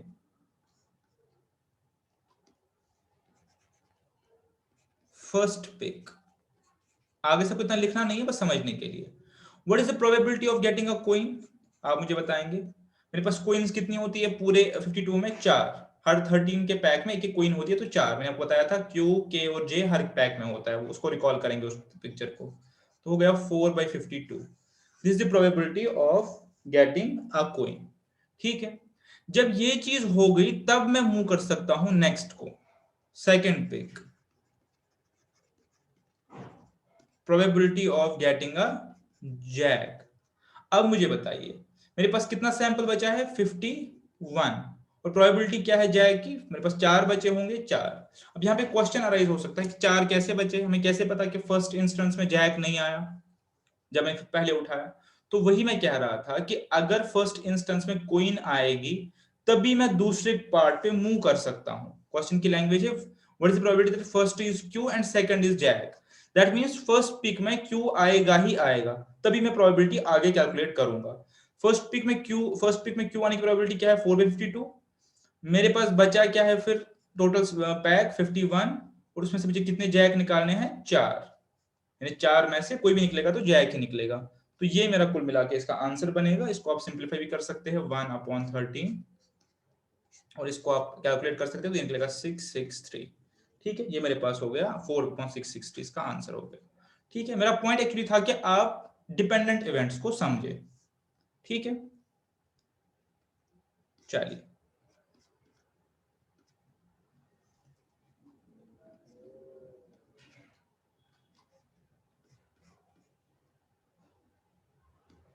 अब एक इंडिपेंडेंट एग्जांपल देखते हैं। इंडिपेंडेंट पे अ coin and a dice is tossed together. Tossed या रोल्ड आप बोल सकते हैं। मैंने क्या किया, एक कॉइन टॉस की, एक डाइस को रोल किया या टॉस किया, ऊपर फेंका, दोनों चीजें की। Find the probability of getting head and 3। Probability निकालनी है, प्रोबेबिलिटी निकालनी है of getting a head, coin पे तो हेड आना चाहिए, एंड 3 ऑन डाइस। ठीक है, 3 ऑन डाइस। अब इसके देखिए, इसके इसके तरीके कितने हैं। इसके तरीके ऐसे है कि मैं सबसे पहले क्या करूं, मैं सबसे पहले निकालूं, ठीक है, मैं सबसे पहले निकालूं इसका टोटल सैंपल स्पेस इस पूरे इवेंट का। बिकॉज इवेंट्स क्या है मेरे पास, डिपेंडेंट है या इंडिपेंडेंट है? इंडिपेंडेंट है, कोई फर्क नहीं पड़ेगा कॉइन पे क्या आएगा, डाइस पे क्या आएगा, उनका आपस में कोई लिंक नहीं है। डाइस अलग रोल होगा, कॉइन अलग टॉस होगी। अगर मैं सैंपल निकालूं तो मेरे पास सैंपल क्या आएगा, अगर मैं चाहूं तो सैंपल निकालना, मेरे पास हेड 1 ऐसे आएगा, head 2, head 3, head 4, head 5, head 6, यही आ सकता है। और या tail 1, tail 2, tail 3, tail 4, tail 5 और टेल 6। और आपने ऐसे नहीं करें, बस आपको समझाने के लिए बोल रहा हूं। ये मेरे पास क्या है, इंडिपेंडेंट इवेंट से, तो इनको डिपेंडेंसी है नहीं। अब क्वेश्चन क्या बोल रहा है, probability of getting a head and 3। बताइए हेड और 3 कहां पे है? हेड और 3 कहां पे है? आपको दिख रहा है इसमें हेड और 3, ये रहा हेड और 3। टोटल कितने मेरे पास? 12। 1/12 मेरा आंसर हो जाएगा। बट आपने ऐसे इसको नहीं करना, क्योंकि इवेंट्स मेरे पास क्या है, इंडिपेंडेंट है।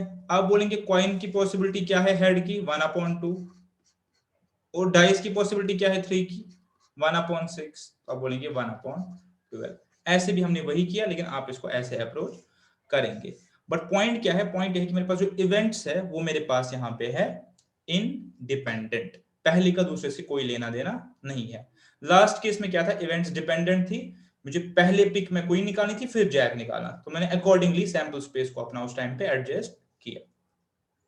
ठीक है, चलिए लास्ट एग्जांपल्स की तरफ बढ़ रहे हैं हम इस केस में।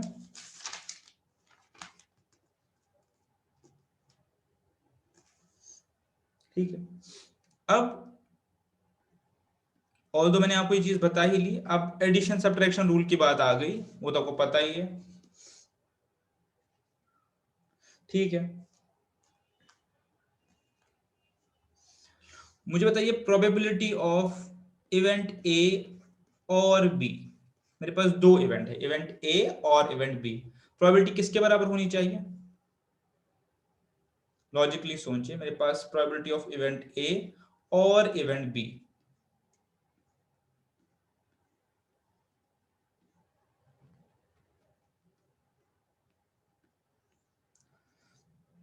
जब हम सेट थ्योरी में पढ़ेंगे तो हम इसको बेटर तरीके से समझ पाएंगे। अगर मैं आपको बोलूं ये ए है और ये बी है, ठीक है, ये है ये बी है, तो ए और बी का मतलब क्या होता है, ये पूरा पोर्शन ए और बी, ठीक है। तो ये किसके बराबर आएगा, मुझे इफेक्टिवली सेट में ज्यादा डिटेल में पढ़ेंगे, आएगा मुझे प्रोबेबिलिटी ऑफ ए पूरा ए, फिर प्रोबेबिलिटी ऑफ बी पूरा बी, दोनों इवेंट की प्रोबेबिलिटी माने ए और बी है ना, या ए या बी और है बीच में, दोनों में से एक, probability of A plus probability of B. But ये जो एरिया है मेरे पास, ये तो 2 बार आ गया, ए में भी बी में भी, तो इसको एक बार माइनस कीजिए, probability of A and B. इसको अगर आप लिखना चाहते हैं आप टेक्निकली तो लिखते हैं प्रोबेबिलिटी ऑफ ए और B is equal to probability of A plus probability of B minus probability of A and B. ये मेरे पास प्रोबेबिलिटी की एडिशन फॉर्मूला हो गई, ठीक है, सिंपल है, कोई डिफिकल्टी है नहीं इसमें, बिकॉज ए और बी में जब मैं दोनों जोड़ता हूं तो ये पोर्शन 2 बार आता है, इसलिए एक बार इसको माइनस करते हैं, ये पोर्शन मेरे पास 2 बार आता है, इसलिए एक बार इसको माइनस करते हैं तो मुझे ये पूरा पोर्शन कवर हो गया। अब इसमें लेकिन अब ये चीज है, इसमें अब जो पॉइंट है वो है डिपेंडेंट और इंडिपेंडेंट का। अगर मुझे आप बताइए यहां पे, आपको याद होगा मैंने कहा था अगर इवेंट्स म्यूचुअली एक्सक्लूसिव होती है तब क्या होता है, ए एंड बी तो इकट्ठे हो ही नहीं सकते, ये तो हो ही नहीं सकते, तो इस केस में ये हो जाएगा 0, तो मेरे पास जो डेफिनेशन नेट बचेगी, ये इसी फॉर्मूला से ये भी निकलता है, कोई नया नहीं है, probability of A union B is equal to probability of A plus probability of B, probability of A और B is equal probability of A probability of B. यहाँ पे मैंने 0 क्यों लिखा, बिकॉज अगर इवेंट्स म्यूचुअली एक्सक्लूसिव हुए जैसे हमने पहले ही पढ़ा था तो उनका इंटरसेक्शन तो होता ही नहीं है, हमने तो पहले ही पढ़ा है, तो इंटरसेक्शन है ही नहीं, तो P A and P B वो ऐसे होता है मेरे पास, इसे दिखाता हूं आपको, ये ए और ये बी, इनका इंटरसेक्शन तो है ही नहीं, पी ए और पी बी इंटरसेक्शन की कोई बात ही नहीं हुई, ये तब होगा जब इवेंट्स मेरे पास म्यूचुअली एक्सक्लूसिव होंगे, अगर एक्सक्लूसिव नहीं होंगे तो ये पी ए एंड बी को माइनस करना पड़ेगा, इकट्ठे वाली प्रोबेबिलिटी माइनस करनी पड़ेगी, ठीक है, ये एक रूल हो गया हमारे पास, मैंने आपको डायग्रामेटिकली दिखा दिया, ठीक है। अब आ गया मल्टीप्लीकेशन वाला रूल, जो कि मोस्ट प्रोबेबली लास्ट रूल है मेरा,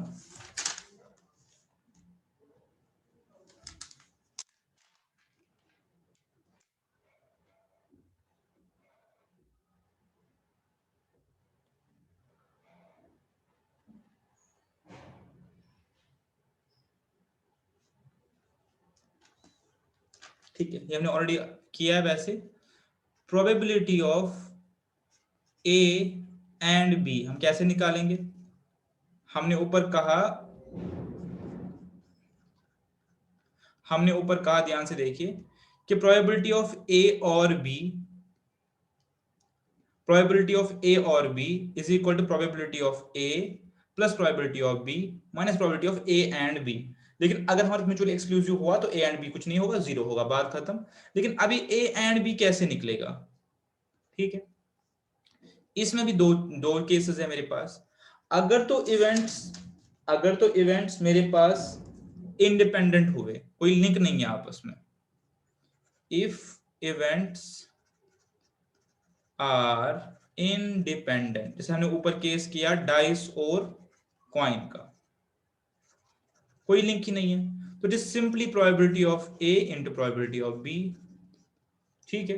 कब होता है ये, probability of A and B जब हम निकालते हैं जब मेरे पास इवेंट्स इंडिपेंडेंट हो, जैसे हमने डाइस और कॉइन का क्वेश्चन किया, हमने क्या लिखा था 1/2 इंटू 1/6 1/12 ही लिखा था हमने, ठीक है। लेकिन अगर ये डिपेंडेंट हो गए, अगर ये डिपेंडेंट हो गए तब कैसे करते हैं, जैसे हमने इससे पहले क्वेश्चन किया डिपेंडेंट के केस में, probability of A and probability of B कैसे निकालते हैं, याद कीजिए, अगर डिपेंडेंट हो गए तो कैसे निकालते हैं, हम निकालते हैं प्रोबेबिलिटी ऑफ ए, वही क्या था, प्रोबेबिलिटी ऑफ ए उसके लिखा था इनटू प्रोबेबिलिटी ऑफ बी, इसको हम ऐसे लिखते हैं, ठीक है। और पढ़ते कैसे बता देता हूं, कुछ भी नहीं है, जो हमने पढ़ा है वही चीज है। एक बार रिपीट करता हूं ताकि आप कंफ्यूज ना हो। मैंने कहा कि probability of A and B अगर निकालनी हो और इवेंट्स हमारे पास इंडिपेंडेंट हो, लाइक डाइस एंड कॉइन, तो हम simply probability of A into probability of B करेंगे, तो एंड वाला हमारा निकल जाएगा। जैसे ऊपर हमारे पास आया था कि हेड चाहिए और 3 चाहिए। उसके बाद एक और क्वेश्चन हमने किया था क्वीन के बाद jack, probability of A and B, queen and then jack, वो कैसे निकालते हैं? प्रोबेबिलिटी ऑफ ए, क्वीन की निकाली थी हमने, into probability of B upon A. और इसको हम कैसे पढ़ते हैं? कुछ भी नहीं, हमने ऑलरेडी किया हुआ है। इसको हम लिखते हैं probability of B provided A has happened.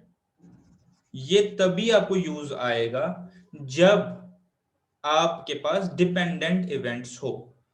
Concept same है, बट यहां पे बी अपॉन ए क्यों नहीं है? बिकॉज इवेंट्स इंडिपेंडेंट है। यहां पे बी अपॉन ए क्यों है? बिकॉज इवेंट्स मेरे पास डिपेंडेंट है। तो डिपेंडेंट केस में probability of A and B is equal to probability of A into probability of B provided A has happened. और इस चीज को हम कभी ऐसा इक्वेशन भी लिखते हैं, अगर आप देखें ऐसे लिखते हैं, हम इसी को कभी कैलकुलेट करते हैं, probability of B provided A has happened is equal to probability of A and B together divided by probability of A. ऐसा इक्वेशन हमने इसको बनाया। और ऐसे भी लिख सकते हैं probability of A provided B has happened is equal to probability of A and B divided by probability of B. ये कुछ नहीं है, इसी चीज का एक्सटेंशन। ठीक है, एक बार फिर से रिपीट करते हैं। मैं इसीलिए कहता हूं कि आपने फॉर्मूला की झंझट में नहीं फंसना, आपने चीजों को समझना है। ऊपर वाला बहुत आसान है, देख एडिशन मतलब सिंपल सा आसान है कि ए और बी की probability of A probability of B minus common probability. लेकिन अगर मेरे पास एक्सक्लूसिव इवेंट्स है तो प्रोबेबिलिटी कॉमन प्रोबेबिलिटी तो होगी नहीं, तो probability of A plus B ही बचेगा। ठीक है, ए और बी। एंड के केस में जब आप आएंगे, जब दोनों के केस में आएंगे, तो आपके पास दो केसेस आएंगे, डिपेंडेंट इंडिपेंडेंट। अगर प्रोबेबिलिटी आपकी डिपेंडेंट हुई तो तब आपके पास आंसर आएगा probability of A into probability of B provided A has happened, because dependent है। लेकिन अगर आपके पास इवेंट्स इंडिपेंडेंट है तो simply probability of A into probability of B, फिर कोई लिंक आपके पास नहीं है। फिर इसी को रिशफल करके हमने एक फॉर्मूला डिराइव किया, उन्हें नीचे लिखी कि अगर मुझे ये निकालना हो कभी क्वेश्चन में तो मैं इसको डिवाइड में ये करूंगा। ये बस एक्चुअल फॉर्मूला का रिशफलिंग है। तो इसके साथ मैं अपने पास देख रहा हूं कि मेरे पास ये खत्म हो गया सारा। ठीक है, फटाफट से कुछ एग्जांपल्स करते हैं। फटाफट से कुछ एग्जांपल्स करते हैं।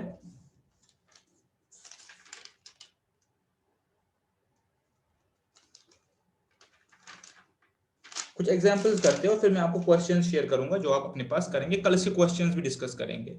ठीक है, चलिए एग्जांपल्स लिखेंगे। एग्जांपल है from a well shepherd pack of 52 cards, from a pack of 52 cards, ये एग्जांपल है। अ card is drawn at random. ठीक है, अ card is drawn at random. ठीक है, एक कार्ड निकाला गया। Probability that is either a heart और किंग, प्रोबेबिलिटी आपने निकालनी है, probability that it is either a heart और अ किंग। अब और की बात आ गई, या हार्ट हो या किंग हो। ठीक है, अब पहले आप उस पे आइए कि आपके पास सैंपल स्पेस क्लियर है, 52 है सैंपल स्पेस। ठीक है, अब बेसिकली क्या है, प्रोबेबिलिटी ऑफ हार्ट और किंग। मेरे पास probability of heart plus probability of king minus probability of heart and king. ठीक है, अब अपने चेक करना है कि डिपेंडेंट है इंडिपेंडेंट है। देखिए, क्या हार्ट और किंग इकट्ठे हो सकता है? इसके लिए आपको कार्ड की बनावट याद होनी चाहिए। कैसे मैंने कहा था, जब भी बनाना हो तो ऐसे आप रिकॉल करेंगे। मैंने कहा था ये हार्ट, ये स्पेड, ये क्लब, ये डायमंड, याद है? इसमें भी किंग होगा, इसमें भी किंग होगा, इसमें भी किंग होगा, इसमें भी किंग होगा। ठीक है, अब बताइए मेरे पास हार्ट कितने होंगे टोटल? 13, उसमें एक किंग होगा, इसके अलावा मेरे पास 3 किंग और होंगे, तो मेरे पास टोटल जो आंसर आएगा 16/52 आएगा। अगर मैं इसको ऐसे करूं तो आंसर इज इक्वल 4/13।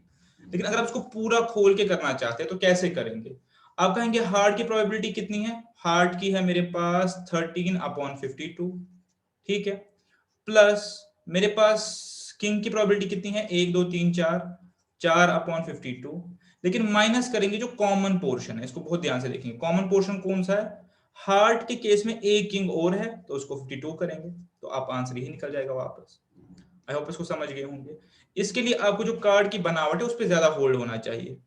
कि कैसे मैं कह रहा हूं? मैं कह रहा हूं कि मेरे पास जो पैक है वो 4 है, हार्ट का, स्पेड का, क्लब का, डायमंड का। यहां भी किंग होगा, यहां भी किंग, यहां भी किंग होगा। क्वेश्चन बोल रहा है हार्ट होना चाहिए या किंग होना चाहिए। अब जो 13 हार्ट मैंने लिए यहाँ पे, इसमें एक किंग तो ऑलरेडी आ गया, फिर मैंने 4 किंग लिए, किंग दूसरी बार आ गया, और फिर एक को वापस मैंने उसमें से माइनस किया। इसको फिर थोड़ा सा फिर से दिखाता हूँ, थोड़ा सा और एक्सप्लेन करता हूँ, क्योंकि मुझे लग रहा है कि इसमें कंफ्यूजन हो सकती है। ये मेरे पास 4 पैक हो गए। सपोज ये मेरे पास है किंग, हार्ट वाला किंग, मेरे पास क्वीन होगी हार्ट वाली, जैक हार्ट वाला, एस हार्ट वाला, और 1 से लेकर 9 तक, ये 13 हो गए। इसके बाद मेरे पास स्पेड वाला, मैं स्पेड ही लिखूंगा, स्पेड वाला किंग होगा और क्वीन और डॉट डॉट डॉट। मेरे पास डायमंड वाला किंग होगा, क्वीन होगा, डॉट डॉट डॉट। और मेरे पास क्लब वाला किंग होगा, क्वीन होगी, जैक, ए, डॉट डॉट होगी। अब क्वेश्चन है हार्ट और किंग। अगर आप गौर से देखें तो कितने हैं मेरे पास? मैं ये 13 लूंगा टोटल, क्या हार्ट इससे मांगा है हार्ट, और किंग, मैं ये किंग लूंगा 4। तो हुआ क्या, ये किंग यहां से भी आ गया, इसमें भी आ गया, इसको एक बार वापस माइनस करूंगा। यही मैंने किया है, probability of heart plus probability of king minus probability of heart and king. या तो ऐसे करेंगे, अगर ऐसे नहीं करना तो सिंपली काउंट कीजिए, 1 2 3 और ये 13, 16/52, आंसर इज स्टिल वही।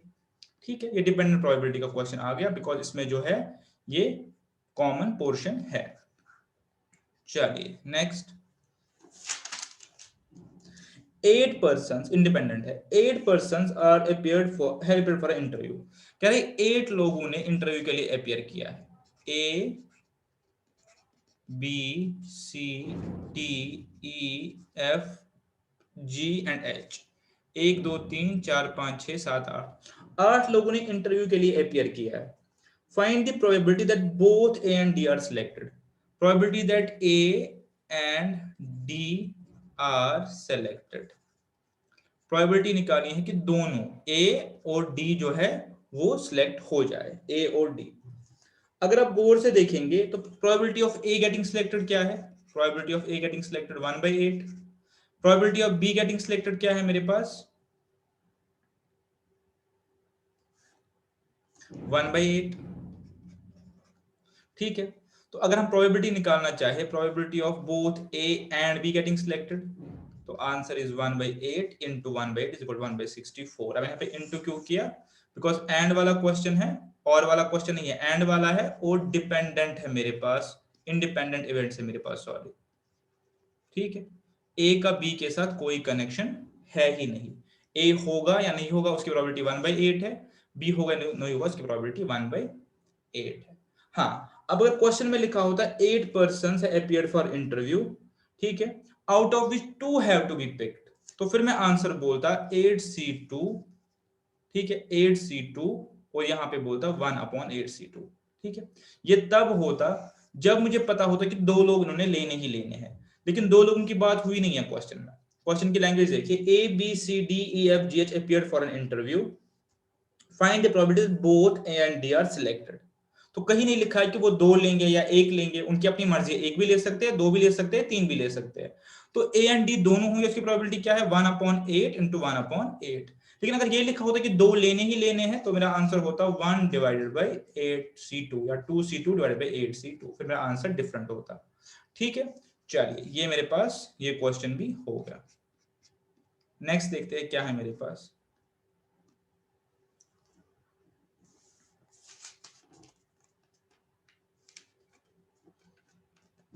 नेक्स्ट मेरे पास वही कंडीशनल प्रोबेबिलिटी वाला है। फिर से मैं आपको बता देता हूँ क्या था। वो था probability of A and B जब इवेंट्स आपस में डिपेंडेंट हो, किसके बराबर था? प्रोबेबिलिटी ऑफ ए, याद रखिए, into probability of B provided A has happened. ठीक है, ये तब होता है जब मेरे पास इवेंट्स आपस में डिपेंडेंट हो। इस चीज को याद रखना है आप लोगों ने, ठीक है। Otherwise simply P A into P B जैसे ऊपर किया था। चलिए अब एक क्वेश्चन देख लीजिए, एग्जाम्पल देख लीजिए। एग्जाम्पल है, बहुत अच्छी एग्जाम्पल है, मैं एग्जाम्पल लिख लेता हूं पूरी। A teacher conducts 2 tests in a class।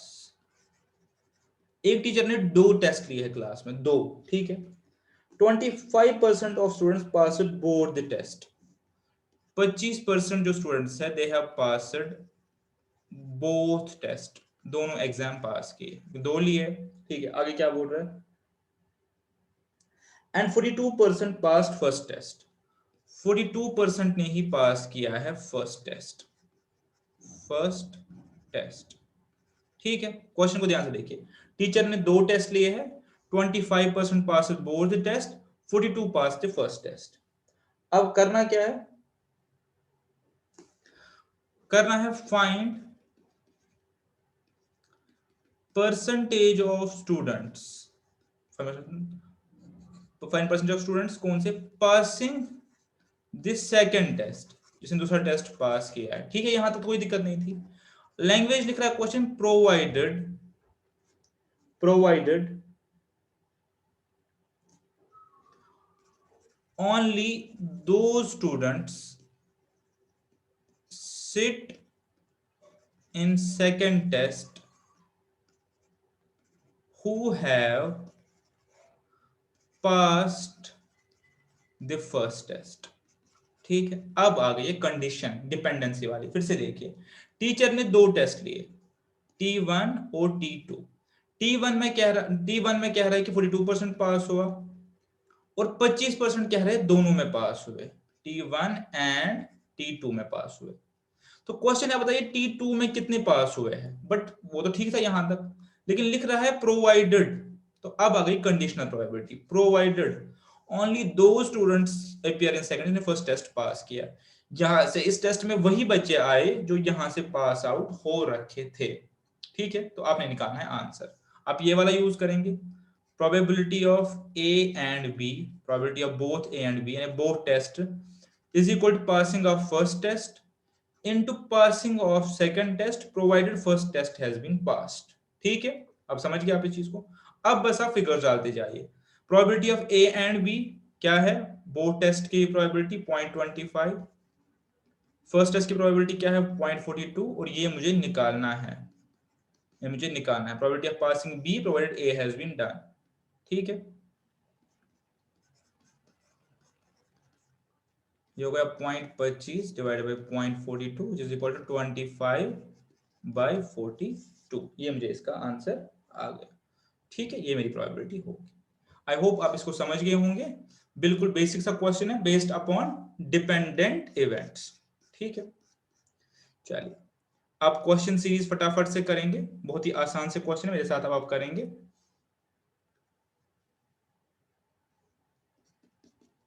Question है,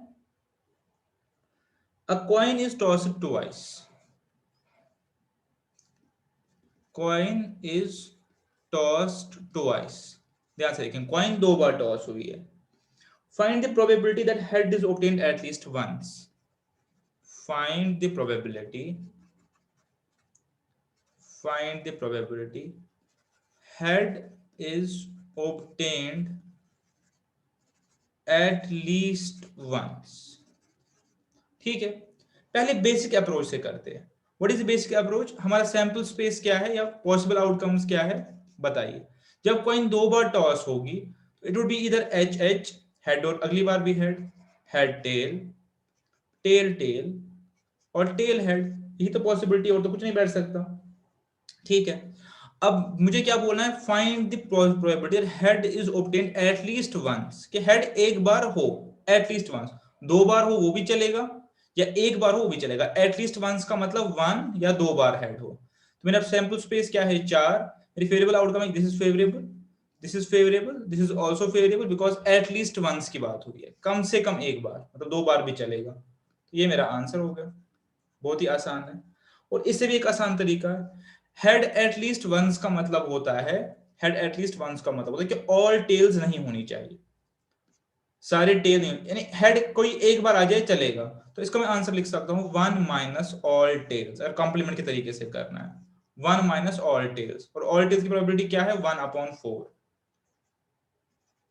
ठीक है, आई होप आप इसको भी पिक करें मैं क्या बोल रहा हूं। अगर हेड एटलीस्ट वंस का मतलब है 1 माइनस ऑल टेल्स, ठीक है, 1 माइनस ऑल टेल्स, तो इज इक्वल 3/4। ठीक है, ऑल टेल की पॉसिबिलिटी है 1/4। दोनों तरीकों से आप उसी नतीजे पे पहुंचेंगे।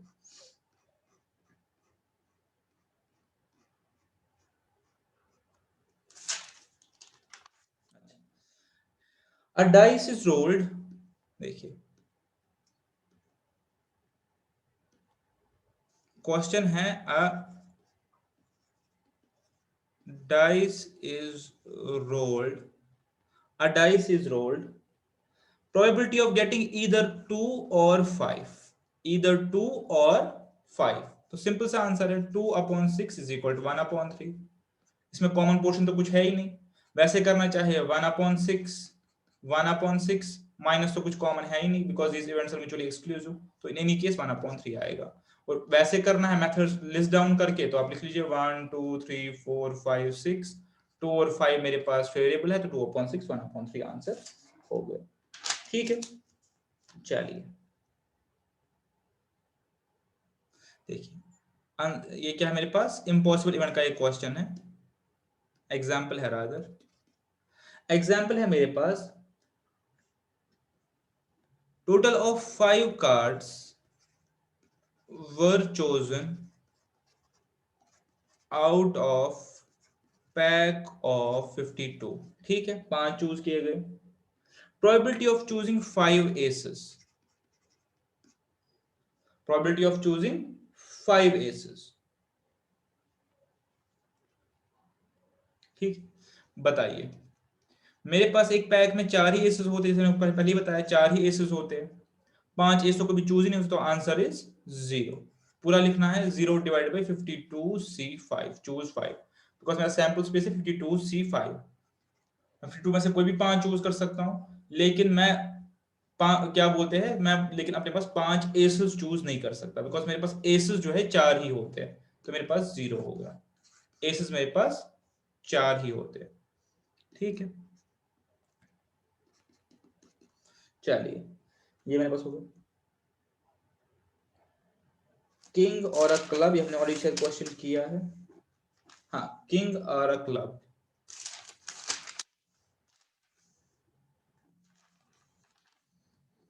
क्वेश्चन है, अ कार्ड, एक single card is chosen out of 52। फिर से वही क्वेश्चन है, find the probability, find the probability of choosing, probability of choosing king और अ क्लब, किंग और अ क्लब। बताइए, किंग और अ क्लब, फिर से वही चीज है, किंग की पॉसिबिलिटी क्या है 4/52, किंग तो 4 ही है, क्लब कितने हैं 13/52, कुछ कॉमन है क्या, किंग और क्लब कॉमन है तो 1/52, तो आंसर इज ये हो गया 16/52। ये मेरे पास आंसर हो गया, which is also equal to 4/13। ठीक है, बहुत इजी सा क्वेश्चन है ये, पहले भी इस नेचर का क्वेश्चन हमने किया हुआ है। वैसे करना चाहते तो अब गिन के आपके पास 16 ही आएंगे टोटल, पर वैसे करना है आपके पास इस चीज का आइडिया होना चाहिए।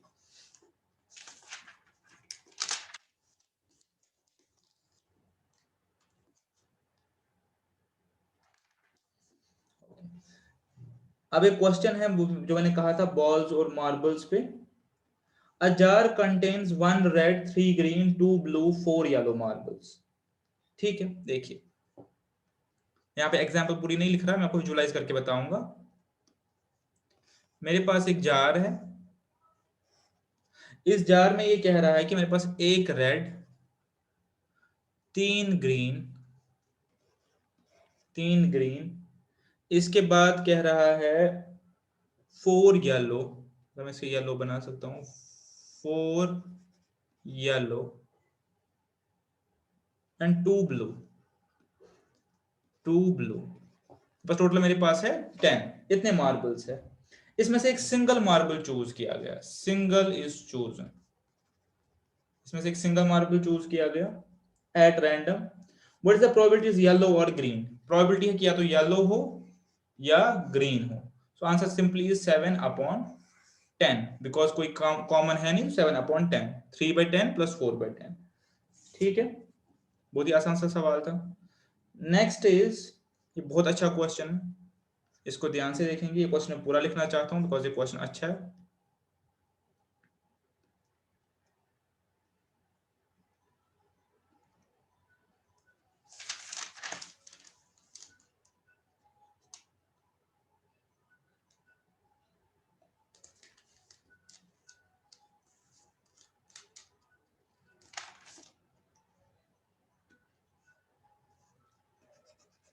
क्वेश्चन है मेरे पास, अ पर्सन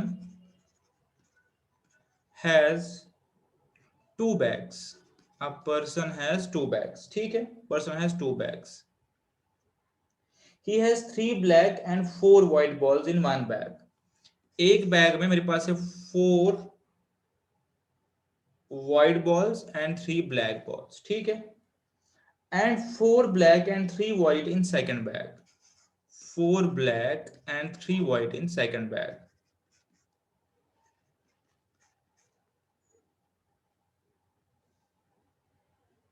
ठीक है, find the probability of getting a black ball, ठीक है, इतना ही question, find the probability of getting a black ball. अब इसको ध्यान से देखेंगे, क्वेश्चन क्या है, फाइंड क्या करना है, probability of finding a black ball.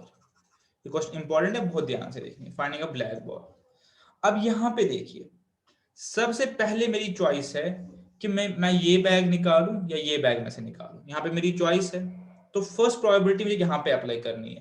पहले मैं इस बैग की बात करता हूं, क्या प्रोबेबिलिटी है कि मैं बैग 1 सेलेक्ट करूंगा, प्रोबेबिलिटी इज 1/2, 2 बैग है, दो में से कोई भी एक चूज कर सकते हो, 1/2 इज प्रोबेबिलिटी। अब इस बैग में 1/2 के बाद क्या प्रोबेबिलिटी है कि ब्लैक ही निकलेगी, आंसर इज 3, ब्लैक मेरे पास 3 है तो 3/7, तो मेरे पास हो गया 3/14। दूसरे केस में बैग बी की प्रोबेबिलिटी क्या है, बैग 2 की प्रोबेबिलिटी क्या है, 1/2, क्या प्रोबेबिलिटी है कि ब्लैक ही निकलेगा, यहां से 4 है मेरे पास ब्लैक, तो 4/7, तो ये हो गया 4/14। तो अब अगर मैं देखूं ब्लैक यहां से निकले या यहां से निकले, कोई दिक्कत नहीं है, मैं दोनों को ऐड कर सकता हूं सिंपली, ठीक है, मुझे ब्लैक बॉल निकालनी है, वो यहां से निकले या यहां से निकले, तो answer is 7/4 is equal to 1/2, ठीक है। आई होप ये आप समझ गए, दो बैग्स के बीच में इंटरनल प्रोबेबिलिटी लगानी पड़ेगी। ऐसा क्वेश्चन आपके एग्जाम्पल सेट में भी है, तो वहां पे भी आप इस चीज को फिर से देखेंगे।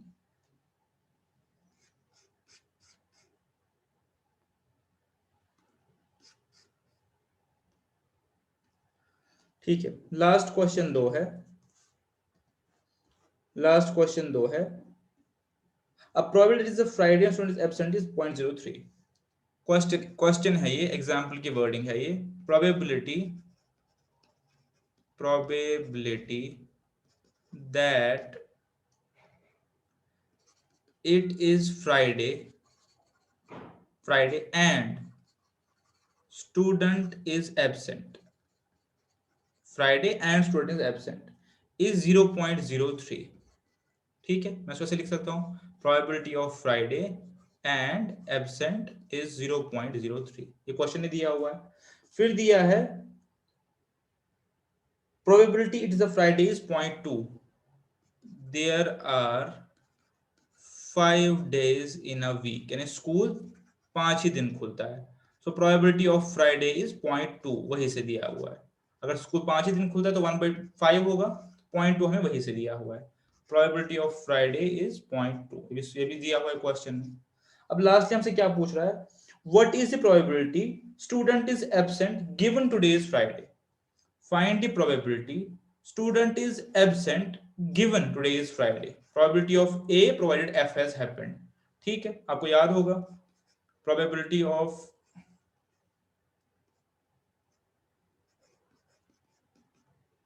ठीक है, probability of जो है दोनों आपको ऑलरेडी पता है,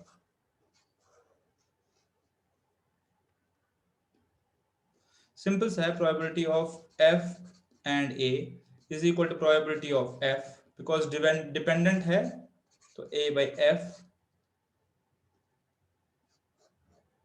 ठीक है, तो ये मेरे पास ऑलरेडी क्वेश्चन में दिया हुआ है 0.03, प्रोबेबिलिटी ऑफ F भी दिया हुआ है, निकालना है हमें probability of A absent provided is a Friday. ये क्वेश्चन ही मांग रहा है probability student is absent given today is a Friday, तो ये आ गया 0.03 divide by 0.2 which is equal to, ये आ गया मेरे पास 3/20।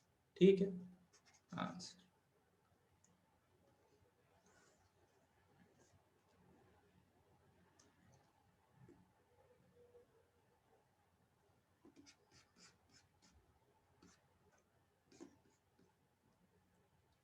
एक लास्ट क्वेश्चन है, लास्ट एग्जाम्पल है रादर, और जो मैं कहूंगा सबसे डिफरेंट टाइप की एग्जाम्पल है and it's based on permutation and combination, और शायद आ जाए बट चांसेस कम है। A person can hit, last example है, कैन हिट, छोड़ने का मेरा मन नहीं कर रहा है, एक बार दिखाई देते क्या पता आ जाए, टारगेट 4 आउट ऑफ 7 टाइम्स। ठीक है, तो एक आर्चर जो है इसकी प्रोबेबिलिटी हिटिंग की है 4 out of 7 times. If he fires 10 shots, अब इसने 10 बार हिट किया, प्रोबेबिलिटी है 4 आउट ऑफ 7, वो प्रोबेबिलिटी है हिटिंग की, 10 बार इसने ट्राई किया, निकालना क्या है, what is the probability, what is the probability that